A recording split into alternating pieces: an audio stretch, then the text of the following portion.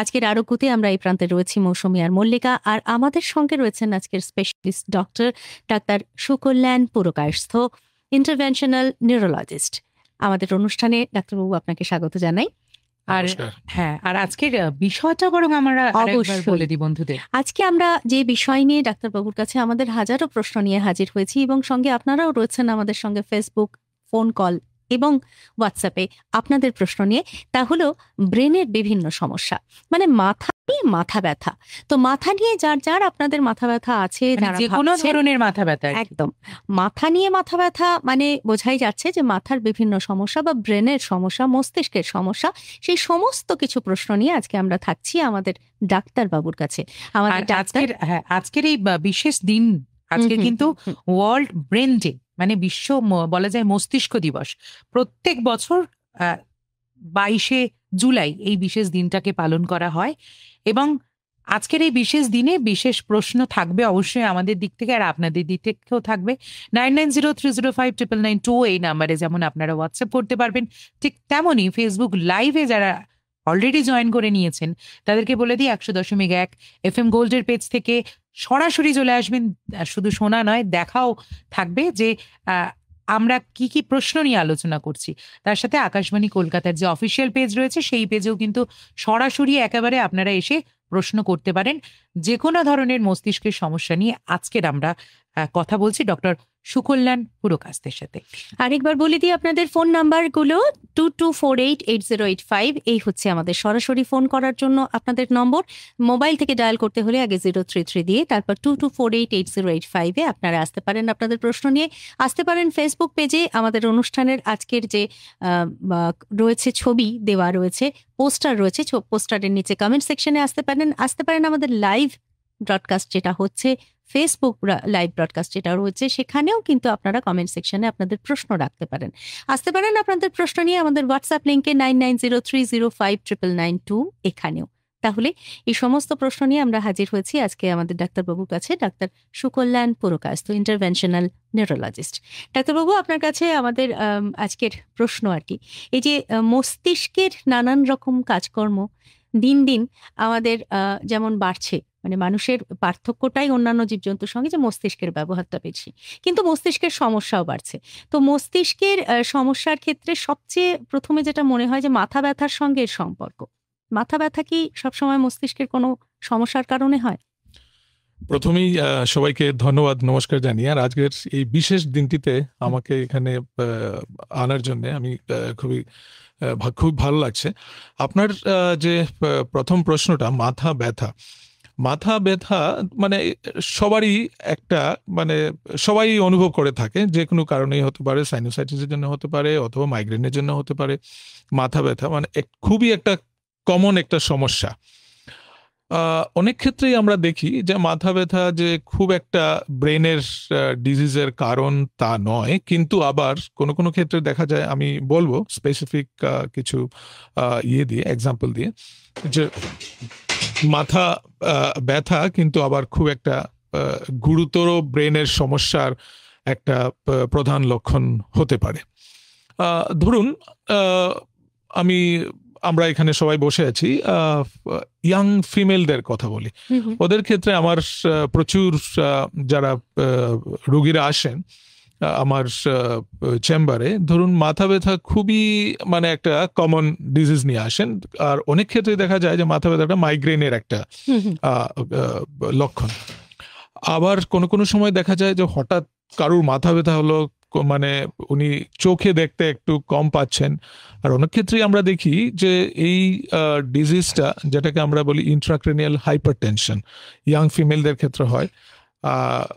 অনেকে ইগনোর করে থাকেন, অনেক ক্ষেত্রেই ওনারা অনেক দিন থেকে অপথলমোলজিস্টের কাছে যাচ্ছেন, কিন্তু মাথার ভিতরে ব্রেনের মধ্যে প্রেশারটা খুব বেশি হওয়ার জন্য মাথা ব্যথা হচ্ছে, আর দ্রুতই ওনারা দৃষ্টিশক্তি হারান যদি প্রপার ট্রিটমেন্ট করা না হয়। তার জন্য আমি বলছি যে মাথা ব্যথা যদিও খুব একটা কমন একটা ডিজিজ ব্রেনের, কিন্তু মাথা ব্যথাকে আমাদের ইগনোর করা উচিত নয় একদমই। মানে ডিফারেন্ট রিজনস থাকতে পারে মাথা ব্যথা। আসি সেই বিভিন্ন ধরনের কারণ নিয়ে। ফোনে কে আছেন? নমস্কার। নমস্কার। হ্যাঁ শুনছি, বলুন।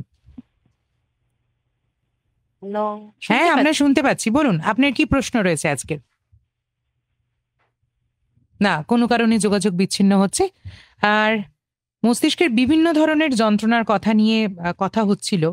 আচ্ছা, বয়স বাড়ার সাথে সাথে কি এই ঝুঁকিগুলো বাড়ে, মানে মস্তিষ্কের কোনো রকম সমস্যার বয়সের সাথে সাথে কি এটা রিলেটেড, নাকি কোনো স্পেসিফিক বয়স আছে যেখান থেকে এই সমস্যাটা শুরু হয়? বয়সের সঙ্গে হয়তো ডেফিনেটলি একটা কারণ আছে, কিন্তু কোনো কোনো সময় আমরা দেখতে পাই যে ইয়াংদের ক্ষেত্রেও মাথা ব্যথা হয়, আবার বয়স্কদের ক্ষেত্রে হয়। তো বয়সের সঙ্গে যে খুব একটা ডাইরেক্ট রিলেশনশিপ আছে তেমন কিন্তু নয়। সব বয়সেই আমরা মাথা ব্যথা দের মানে ওই ধরনের পেশেন্টকে আমরা দেখতে পাই। আর বিভিন্ন ধরনের মস্তিষ্কের যে সমস্যাগুলো হয় তাতে স্ট্রোক একটা বলা যায় খুব এমার্জেন্সি সমস্যাও বলা যায়। তো এর প্রধান কারণগুলো কি, কেন হয় স্ট্রোক? স্ট্রোকের কারণ, স্ট্রোক দেখুন, আমরা বলি যে ভারতে স্ট্রোকের মানে হার প্রচুর বাড়ছে এখন। স্ট্রোককে ধরুন third most common cause of morbidity and mortality পুরো বিশ্বেই, after cancer and cardiovascular diseases. স্ট্রোকের ইয়াংদের ক্ষেত্রেও স্ট্রোক হয়, আবার বয়স্কদের ক্ষেত্রে স্ট্রোকটা বেশি হয়। আর ইদানিং আমরা দেখছি যে স্ট্রোকের হারটা খুব বাড়ছে, স্ট্রোকের পার্সেন্টেজ। প্রধান কারণ হচ্ছে গিয়ে মানে খুব একটা bizarre lifestyle, high smoking, high cholesterol, high diabetes, মানে পরিমাণটা যেটা মানে আমাদের ইন্ডিয়াতে আমরা দেখি, মানে লাইফস্টাইলটা যে চেঞ্জ হয়ে গিয়েছে আমাদের। একদম এটা স্ট্রোকের একটা প্রধান কারণ হয়ে দাঁড়িয়েছে আমাদের ক্ষেত্রে। জেনেটিক মানে কিছু কজেস আছে যার ক্ষেত্রে স্ট্রোক হয়। আর স্ট্রোক দু ধরনের হয়, আবার দুটার কিন্তু কারণও আলাদা। আচ্ছা, ওকে। তো একটা স্ট্রোক আমি আপনাকে বলি, একটাকে আমরা বলি ইসকেমিক স্ট্রোক, আর একটাকে বলি হেমোরেজিক স্ট্রোক। আচ্ছা, ইসকেমিক স্ট্রোক হচ্ছে মানে মাথার রক্তনালী অথবা ধমনীর যদি কোনো একটা ক্লট দিয়ে আটকে যায়, তা সেই ক্ষেত্রে যে ধরনের স্ট্রোক হয় ওটাকে আমরা বলি ইসকেমিক স্ট্রোক। আর রক্তনালী যদি মাথার মধ্যে ফেটে গিয়ে চারপাশে রক্তক্ষরণ হয় ব্রেইনের চারপাশে, ওই স্ট্রোকটাকে আমরা বলি হেমোরেজিক স্ট্রোক। তবে দুটোর কারণ আলাদা, আর সব বয়সেই কিন্তু আমরা হেমোরেজিক স্ট্রোক, ইসকেমিক স্ট্রোক দেখতে পাই, যদিও বয়স্কদের ক্ষেত্রে হারটা অনেকটাই বেশি। আচ্ছা, আপনি প্রসঙ্গত বলছিলেন, আমরা স্ট্রোকের বিষয়টা যেহেতু অনেকটা ইলাবোরেট এবং স্ট্রোকের বিভিন্ন জায়গাও রয়েছে, আপনি যেরকম বললেন দু ধরনের আছে, এবার এর মধ্যেও তো নানান রকমের ভাগাভাগি রয়েছে। ওই জায়গায় যাওয়ার আগে একটু জানতে চাইব যে সাধারণভাবে বেশিরভাগ ক্ষেত্রে যেটা হয় যে সাধারণ মাথা ব্যথা, আপনি যেটা একটু আগে বলছিলেন মাইগ্রেন বা সাইনাসের ব্যথা, তো এইগুলোর কারণগুলো কি এবং এটার ক্ষেত্রে মস্তিষ্কের সঙ্গে সম্পর্ক কতটা? মানে স্ট্রোক ধরুন একদম একটা আলটিমেট সিচুয়েশন বা একটা ইমার্জেন্সি সিচুয়েশন, কিন্তু মাইগ্রেন বা সাইনাসের ক্ষেত্রে তো তা নয়, কিন্তু তার সমস্যাগুলো অনেক বেশি কমন। তো এই জায়গা থেকে আমাদের প্রশ্ন, এটা মস্তিষ্কের সঙ্গে কতটা সম্পর্কিত এবং মস্তিষ্কের ক্ষেত্রে কতটা ক্ষতিকারক? মানে আপনি বলছেন যে হেডেক, সাইনোসাইটিস, তারপর মাইগ্রেন। দেখুন, মাইগ্রেন আমরা বেশিরভাগ ক্ষেত্রে দেখতে পাই ইয়াং মেলস এন্ড ফিমেলসদের মধ্যে, বিভিন্ন কারণে হয়, কিন্তু সঠিক যে কারণটা মাইগ্রেনের খুব বেশি আমরা জানি না। তা একটা লাইফস্টাইল রিলেটেড একটা প্রবলেমস আছে, ধরুন কারোর চোখের পাওয়ার আছে এবং উনি চশমা ব্যবহার করছেন না, তার ক্ষেত্রে স্ট্রোকের মানে চোখের স্ট্রেসের জন্য মাইগ্রেন হওয়া সম্ভব। এমনিতে জেনারেল স্ট্রেসের জন্য মাইগ্রেন হয়। তারপর ধরুন মানে কোনো একটা লাইফস্টাইলের, আমি দিনের বেলা খুবই মানে সারাদিন কাজ করছি, রাত্রেবেলা অনেক সময় অবধি কাজ করতে হচ্ছে, মানে lack of proper sleep, that can also lead to migraine. তো মাইগ্রেন এমনিতে যে মানে পরে গিয়ে ভবিষ্যতে গিয়ে স্ট্রোক হবে অথবা ওই ধরনের কোনো মানে খারাপ কোনো ডিজিজে কনভার্সন হয়ে যাবে তা কিন্তু নয়, এ ধরনের কোনো নেই। কিন্তু ধরুন এই ধরনের মানে যে লাইফস্টাইল রিলেটেড যেগুলো প্রবলেম আছে, যেগুলোতে মাইগ্রেন হয়, ওগুলোর ক্ষেত্রে আমরা পরে গিয়ে স্ট্রোক ও দেখতে পাই। আচ্ছা, আর আপনি সেকেন্ড যেটা কমন বললেন যে হেডেকের মানে সাইনাসের প্রবলেম, অবভিয়াসলি, কারণ আমাদের পলিউশন শহরে এখন গ্রামগঞ্জ পলিউশনের মাত্রা এতটাই বেড়েছে যে পলিউশনের জন্য সাইনোসাইটিস খুবই কমন। আর সাইনোসাইটিসের একটা প্রধান কারণ হচ্ছে গিয়ে হেডেক। তো তার জন্য অবভিয়াসলি পেশেন্টদের নাক বন্ধ হওয়া, হাঁচি, সর্দি, কাশি এগুলোতে উনি ভুগবেন, আর মাথা ব্যথার সঙ্গে সঙ্গে তো মানে সবকিছুই সাইন সিমটমস গুলো একটু আলাদা। সাইনোসাইটিসের সিমটমস গুলো আলাদা, মাইগ্রেনের সিমটমস গুলো আলাদা, অথবা ধরুন অন্য কোনো কারণের জন্য যদি হেডেক হচ্ছে, তাহলে সঙ্গে যেগুলো আদার সাইন্স এন্ড সিমটমস যেগুলো থাকবে অ্যাসোসিয়েটেড হেডেকের সঙ্গে, ওগুলো কিন্তু আলাদা। ওইগুলো আমরা মানে বিচার করে আমরা বুঝতে পারি যে কোনগুলো মানে কোন দিকটায় যাচ্ছে, ওই অনুযায়ী। এখানে আরো একটু জানতে চাইবো যে মস্তিষ্কের জন্য কতটা ক্ষতিকারক হতে পারে? আগে আমাদের দেখুন, মস্তিষ্কের জন্য সবকিছুই ক্ষতিকারক। হ্যাঁ, তার জন্য আমাদের আগে রোগটাকে প্রপারলি নির্ণয় করা উচিত। কারণ কারুর যদি মাইগ্রেন হয়, তার জন্য উনি প্রপারলি কনসেন্ট্রেট করতে পারবেন না, ডে টু ডে অ্যাক্টিভিটিস উনি করতে পারবেন না, তার জন্য ওনার ঘুমটা অ্যাবনর্মাল হয়ে যাবে, তার থেকে শরীর খারাপ হবে। So it's a vicious cycle, মানে একটার সাথে একটা জড়িত, আরেকটা লিংক করা বলা যায়। একটার সঙ্গে একদমই। ফোনে আছেন, দেখে নি। নমস্কার, কে আছেন আমাদের সাথে? 22488085 এই নাম্বারে বন্ধুরা আসছেন। আর বলে দিই যে যখনই আমরা আপনাদের সাথে কথা বলবো, রেডিও সেটের ভলিউম মিউট করে নেবেন। আর আমাদের ফেসবুক লাইভ থেকেও কিন্তু আপনারা প্রশ্ন করতে পারেন। 100.1 FM গোল্ডের ফেসবুক পেজ থেকে সরাসরি রয়েছে মৌসুমী মল্লিকা, আর অবশ্যই আমাদের সাথে আছেন বিশিষ্ট অতিথি আজকের ডক্টর সুকল্যাণ পুরকায়স্থ। তার থেকে জেনে নিচ্ছি ব্রেনের বিভিন্ন সমস্যা, বা বলা যায় যে কোনো সমস্যা নিয়ে তার সমাধানের উপায়। ফেসবুক লাইভ থেকে প্রশ্ন এসেছে নবনীতা ব্যানার্জি, তিনি প্রশ্ন করছেন যে সর্দি আর মাথা ব্যথা 3 দিন ধরে কমবে কি করে? বয়স 45, পেন কিলার খেতে চাই না, হরমোন ইমব্যালেন্স আছে। খুবই একটা কমন সমস্যা, কেউই মানে ওষুধ খাওয়াটা এগুলোর জন্য খুবই ঠিক নয়। তো সর্দি এখন যদি আমাদের অনেক কারণে আমরা দেখতে পাই, ভাইরাল ফিভারের জন্য সর্দি, মাথা ব্যথা আজকাল মানে এই কিছুদিন থেকে খুবই হচ্ছে। তো তার জন্য আমি বলবো না যে যদি আপনার ফিভার থাকে, অবভিয়াসলি সবাই জানে প্যারাসিটামল খেলে ফিভারটা একটু কম থাকবে, তার জন্য মাথা ব্যথাও কমবে। আর সর্দির জন্য অবভিয়াসলি আপনার মানে নিজেকে যত্ন নিতে হবে, ভিটামিনস, মিনারেলস, ওই ধরনের কিছু প্রিভেন্টিভ খান, গার্গল করুন, স্টিম ইনহেলেশন নিন, তাতেই কাজ হয়ে যায়। যদি না ওটা মানে একটা ব্যাকটেরিয়াল ইনফেকশনে পরিণত হয়, যার জন্য আমাদের হয়তো মানে অ্যান্টিবায়োটিক খেতে হয়। আদারওয়াইজ অধিকাংশ ক্ষেত্রেই ভাইরাল ফিভারের জন্য যেগুলো মাথা ব্যথা অথবা সর্দি কাশি হয়, তার জন্য অ্যান্টিবায়োটিকের কোনো দরকার নেই। আচ্ছা, এই যে মাথা ব্যথা নিয়ে কথা হচ্ছে, তো মাথা ব্যথার ক্ষেত্রে কি বাম লাগালে সেটা কি অনেক ক্ষেত্রে কার্যকর হয়, বা লাগানো কি উচিত? বাম তো লাগানো যেতেই পারে, তাতে মানে কোনো সাইড এফেক্টের ব্যাপার রয়েছে? আমার মনে হয় না এটা খুব বেশি ক্ষতিকারক। এটা অ্যাকচুয়ালি একটা ইনডাইরেক্ট ওয়েতে কাজ করে, একটা ইনডাইরেক্ট। ধরুন বামটা আমি লাগালাম, কিন্তু তাতে কি হয়, ধরুন বেশিরভাগ ক্ষেত্রে ওটার মধ্যে মেন্থল থাকে, ইউক্যালিপটাস অয়েল থাকে। সো এটা আমাদের যে পেইনের যে কি বলবো ফিলিংটাকে একটু অন্যদিকে জিনিসটাকে ডাইভার্ট করে দেয় আমাদের মনটাকে। পেইনটা তো একটা সাবজেক্টিভ একটা ব্যাপার। তো ধরুন কারুর ক্ষেত্রে একটু পেইনেই উনি প্রচন্ড ভাবে রিঅ্যাক্ট করেন, কারুর ক্ষেত্রে সহ্য ক্ষমতার উপর ডিপেন্ড করে অনেকটা। এক্স্যাক্টলি। তো মানে বাম লাগানোতে আমার মনে হয় না খুব বেশি, মানে ওটার একটা সুদিং এফেক্ট আমাদের মেন্টালি একটু স্ট্রেস ফ্রি করে। এক্স্যাক্টলি, সেটা বোধহয় ইনডাইরেক্টলি আমাদের মাথা ব্যথাটাকে কম ফিলিং করে। পরের একটা প্রশ্ন রয়েছে ফেসবুকে, স্বাতী রায় লিখছেন, hello, I am watching from USA, I get some pressure feeling on right side of head, sometimes left also, little bit above ears. What should be done? Which branch of medicine I should consult? Is it serious? আপনার কথা মানে যে sign symptoms আপনি বলছেন, তাতে আমার মনে হচ্ছে যে আপনার প্রেশার ঠিক আছে কিনা ওটা একটু আপনি দেখান। কারণ হাই প্রেশারের জন্য কোনো সময় আমরা মাথার চারপাশে অথবা পিছন দিকটা, ঘাড়ের দিকে অনেকে ব্যথা হয়, কোনো সময় যদি ওটা কানের কোনো ইনফেকশন হয় তার থেকে হয়, অথবা মোস্টলি আমরা যা দেখতে পাই মেইনলি স্ট্রেস রিলেটেড হয়। আর রেয়ারলি টেম্পোরাল আর্টারাইটিস বলে একটা অসুখ আছে, তার থেকেও মানে, কিন্তু ওটা দুদিকে ইউজুয়ালি হয় না, একদিকে হয়, কানের উপর দিকটায় ব্যথা হয়। তো আপনার কোয়েশ্চেন থেকে মনে হচ্ছে আপনি প্রেশারটাকে একটু লক্ষ্য রাখুন, আপনার ব্লাড প্রেশারটা ঠিক আছে কিনা।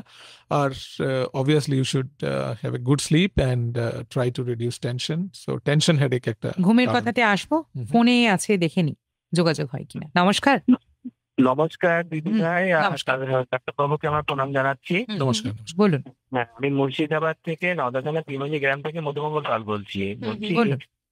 আমার ওয়াইফের, ডাক্তারবাবুর কাছে আমি প্রশ্ন করছি, আমার ওয়াইফের চাবি থেকে মাথায় কপাল খুব যন্ত্রণা করে, তবে ওনার প্রেশার ঠিক আছে, এইমাত্র চেক আপ করা হলো, আর এমনি ওই আপনার থাইরয়েডের ওষুধটা খাই, কিন্তু মাথা যন্ত্রণা খুব করে, কিন্তু প্রেশারের ওষুধটা না খেলে রাত্রে আবার ঘুমাতে পারে না। এটা ডাক্তারবাবুর কাছে আমি প্রশ্ন করছি, আর চেক আপই থাকে কিন্তু। হ্যাঁ, আপনার প্রেশারটা অবভিয়াসলি চেক করে রাখতে হবে যাতে প্রেশারটা ঠিক থাকে, কারণ হাই প্রেশারে মাথা ব্যথা হয়। কিন্তু আপনি যেভাবে বলছেন যে প্রেশারটাও ঠিক আছে কিন্তু মাথা ব্যথা, আমার মনে হচ্ছে উনার ক্ষেত্রে মাইগ্রেনটা আমাদের রুল আউট করতে হবে। আর আমাদের দেখতে হবে যে সঙ্গে ওনার কোনো মাথা ব্যথার সঙ্গে বমির ভাব হয় কিনা, খুব বেশি স্যার কথা বলবেন? খিদে আপনি পেটে বলুন যে খুব আপনি বেশি জেনে নিন যে ওনার কি কোনো বমির ভাবও লাগে। ম্যাডাম কথা আছে, বলুন। আপনাদের কি মাথা ব্যথার সঙ্গে অন্য কোনো অসুবিধা? হ্যাঁ, বলুন। নমস্কার। হ্যাঁ দিদি, বলছি মাথা যন্ত্রণাটা করে আমার অনেক দিন থেকে। হুম হুম। মাথার টান থেকে শুরু হয় মাথা যন্ত্রণা। আপনার কি তার সাথে বমি পায়? হ্যাঁ, গা বমি পায়। গা বমি পায়। তো আমার মনে হচ্ছে আপনার যে ইয়েটা মানে মাথা ব্যথার অসুবিধাটা রয়েছে, কারণ হ্যাঁ। হচ্ছে গিয়ে মাইগ্রেন। তো আর আরেকটা জিনিস হচ্ছে আপনি আপনার চোখটাও একটু একজন অপথলমোলজিস্টকে দেখাবেন, চোখের পাওয়ারটা ঠিক চোখ আছে কিনা। দেখিয়েছি ডাক্তারবাবু, হ্যাঁ চোখ দেখিয়েছি, হুম। চশমাও দিয়েছে পাওয়ারে। আচ্ছা, কিন্তু তাতেও মাথা ব্যথা যায়নি। লেট করে খেলে মাথা যন্ত্রণাটা খুব বেশি হয়। হুম। আর ধরুন আপনার খালি পেটে মাথা ব্যথা বেশি হয়, অথবা বেশিক্ষণ খুব বেশি রোদে বেরোলে, খুব বেশি আলোর মধ্যে অথবা খুব আওয়াজের মধ্যে যদি হয়, তাহলে তাহলে কিন্তু এগুলোর প্রধান কারণ মাইগ্রেনের হচ্ছে গিয়ে মাইগ্রেনের লক্ষণ। তার জন্য ওষুধ খেতে হবে, তাহলে আর মাথা ব্যথা হ্যাঁ, কমবে। অবশ্যই ডক্টরও দেখিয়ে নিতে হবে। একদমই, নিউরোলজিস্টকে দেখান একজন। ডাক্তারবাবুর ছোট্ট কথা একটা শেষে বিজ্ঞাপন আমরা একটা বিরতি। ছোট্ট বিজ্ঞাপন বিরতি, ফিরছি বিজ্ঞাপনের ওপারে। ভাবুন তো 2050-এর মধ্যে অতিরিক্ত ওজন বা মেদবৃদ্ধি একটি জাতীয় চ্যালেঞ্জ হয়ে উঠতে পারে, যার প্রভাব আমাদের স্বাস্থ্য এবং প্রগতি দুইয়ের ওপরই পড়তে পারে। কিন্তু আমরা একজোট হয়ে এই চ্যালেঞ্জের বিরুদ্ধে লড়াই করতে পারি। अगर आप खाने के तेल में कटौती करते हैं, अपने को फिट रखते हैं, तो ये विकसित भारत की यात्रा में आपका एक बड़ा योगदान होगा। মাননীয় প্রধানমন্ত্রী শ্রী নরেন্দ্র মোদীর আহ্বানে গোটা দেশ নিচ্ছে একটি অঙ্গীকার, তেলের মাত্রা কমাবো, স্বাস্থ্যকে আপন করে থাকবো, অতিরিক্ত নুন এবং চিনি থেকে দূরত্ব বজায় রাখবো, স্বাস্থ্যকর খাবার ও সুস্থ থাকা, এটাই জীবন যাপনের সঠিক রাস্তা। আসুন ইট রাইট ইন্ডিয়ার মাধ্যমে সুস্থ ও স্বাস্থ্যকর ভারতের এই মিশনে হই ভাগিদার। সুস্বাস্থ্যের জন্য FSSAI দ্বারা জনস্বার্থে জারি। গানে কথায় গোল্ডেন সময়। আপনি শুনছেন 100.1 FM gold, 100.1 FM gold, FM gold.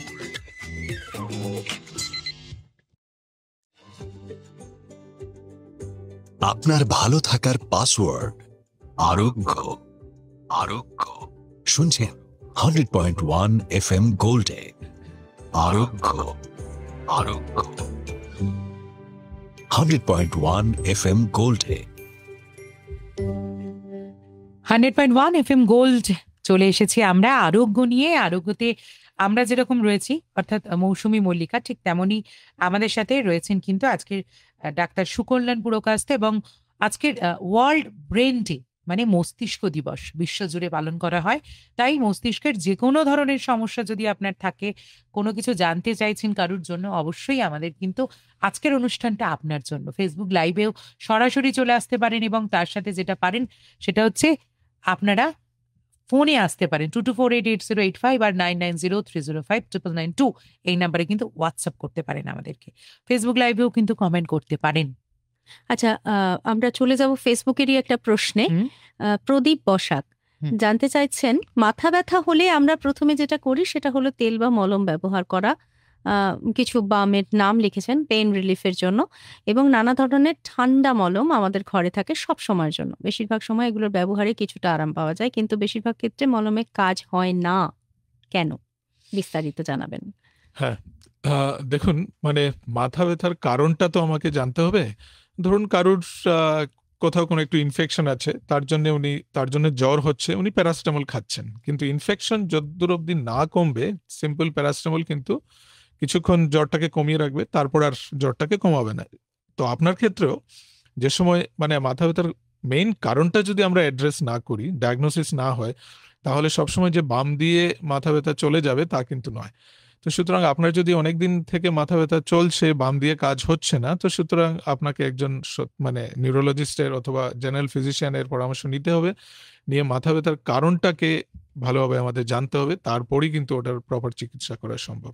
তার জন্য অনেকদিন থেকে যদি মাথা ব্যথা থাকে, এইগুলো মানে সাধারণ ঔষধে না কমে, তাহলে কিন্তু জিনিসটাকে আপনি ইগনোর করবেন না। ফোনে আছে, দেখে নি কে আছে। নমস্কার। নমস্কার। হ্যাঁ, শুনছি, কে বলছেন? বলুন। আমরা কিন্তু শুনতে পাচ্ছি, বলুন। হ্যালো, হ্যাঁ, শুনতে পাচ্ছি, বলুন। দিদি ভাই এবং ডাক্তারবাবুকে শুভ সন্ধ্যা জানিয়ে আমি শ্রী কলোনি থেকে মানবেন্দ্র মুখোপাধ্যায় বলছি। বলুন। আমার বর্তমানে বয়স 60+।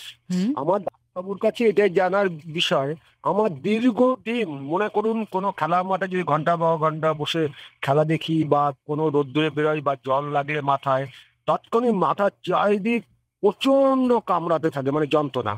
আমার পোপাইন জল ক্যাফেইন ট্যাবলেট খেলে পর এটা কমে যায়। এই ট্যাবলেটটা কি খাওয়া নিয়মিত কি উচিত না উচিত নয়? আমার দেখুন, আপনার মনে হচ্ছে, আপনার কথা শুনে ওটা একটা মাইগ্রেনেরই লক্ষণ, কিন্তু সবসময় আপনার ক্যাফেইন জাতীয় ঔষধ আপনি খাবেন না, তার অনেক পার্শ্ব প্রতিক্রিয়া আছে। তো তার জন্য আমার মনে হয় জিনিসটাকে আপনি ইগনোর না করে একজন নিউরোলজিস্টকে দেখান, প্রপারলি ডায়াগনোসিস করে প্রপার ওষুধটা খান। আর আরেকটা মানে যেগুলো ক্ষেত্রে মাইগ্রেনের কিন্তু মানে prevention is again one of the treatment. যেগুলো জিনিসে অথবা যেগুলো এক্সপোজারে আপনার মাথা ব্যথা হচ্ছে, ওগুলো জিনিসকে আপনাকে একটু অ্যাভয়েড করতে হবে। তখন আপনি দেখবেন যে ঔষধ লাগছে না, নিজের থেকে আপনি ভালো আছেন। আমাদের ফেসবুক লাইভে বন্ধুরা হোয়াটসঅ্যাপ করছেন ঠিকই, তার সাথে মেসেজও করছেন, ফেসবুকে কমেন্ট করছেন। এক বন্ধু জানতে চেয়েছে আমাদের হোয়াটসঅ্যাপ নাম্বারটা 9903059992। প্রদীপ বসাক, জানিয়ে দিলাম আপনাকে নাম্বার। আর সেই সঙ্গে একটা প্রশ্ন রয়েছে সৌমি ভট্টাচার্য আমাদের কাছে প্রশ্ন রেখেছেন, যেটা যে প্রেগন্যান্সির পর আমার ঘুম খুব কমে যায়, দিনে 2 ঘন্টা মতো ঘুমিয়েছি, sound sleep for almost 1 year, তারপর থেকে ইনসোমনিয়াক, এটা ব্রেনের ওপর প্রভাব ফেলছে, ভুলে যাচ্ছি বা ক্ল্যারিটি অফ থট হারাচ্ছি, উপায় কি? দেখুন, যদি ঘুমটা আমাদের যদি আমরা বলি 6 থেকে 8 ঘন্টা, প্রত্যেকেরই একটা সাউন্ড স্লিপের দরকার। যদি ঘুম কোনো ক্ষেত্রে কম হয়, ধরুন স্ট্রেস রিলেটেড, আপনার ক্ষেত্রে মনে হচ্ছে পোস্ট পার্টাম যেগুলো স্ট্রেস সিনড্রোম আছে, তার ক্ষেত্রে তার জন্য ঘুমটা একটু কমে যায়, অথবা বিভিন্ন কারণের জন্য হয়, তার জন্যে আমাদের ব্রেনে কিন্তু প্রচন্ড স্ট্রেস হয়, আর তার থেকে আমরা ভুলে যাই, অথবা মাথা ব্যথা হয়, অথবা ধরুন আদার একটা পার্শ্ব প্রতিক্রিয়া শরীরের মধ্যে দেখা যায়। তো আপনাকে অবভিয়াসলি একজন গাইনোকোলজিস্ট আর একজন জেনারেল ফিজিশিয়ানের পরামর্শ নেওয়া উচিত, নিয়ে আপনার এই ট্রিটমেন্ট গুলো করা উচিত। কারণ অনেক ধরনের ব্লাড টেস্টও আপনার ক্ষেত্রে দরকার, যেগুলো দেখেই একমাত্র চিকিৎসা করা সম্ভব। জগন্ময় চক্রবর্তী আমাদের ফেসবুক লাইভে প্রশ্ন করেছেন, আতকপালি মাথা ব্যথা কি সর্দির কারণে হয়? আতকপালি মানে একদিকে, ওয়ান সাইড হতে পারে। ধরুন আমাদের সর্দির জন্য যেগুলো সাইনোসাইটিস হয়, যদি আমাদের একদিকে সাইনাস গুলো এফেক্টেড হয়, ধরুন একদিকের ম্যাক্সিলারি সাইনাস এফেক্টেড হলো, একদিকের এথময়েডাল সাইনাস এফেক্টেড হলো, তার থেকে কিন্তু একদিকে মাথা ব্যথা হওয়া সম্ভব।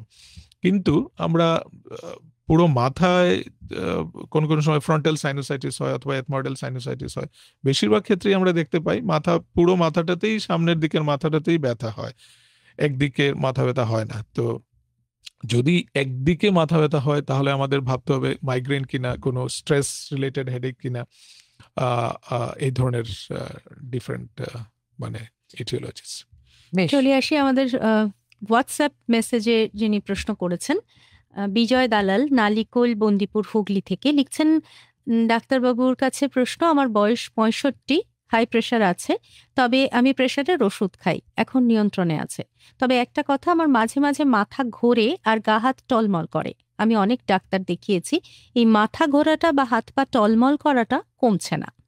আমি ডাক্তারবাবুর কাছে জানতে চাই এটা ভালো হচ্ছে না কেন?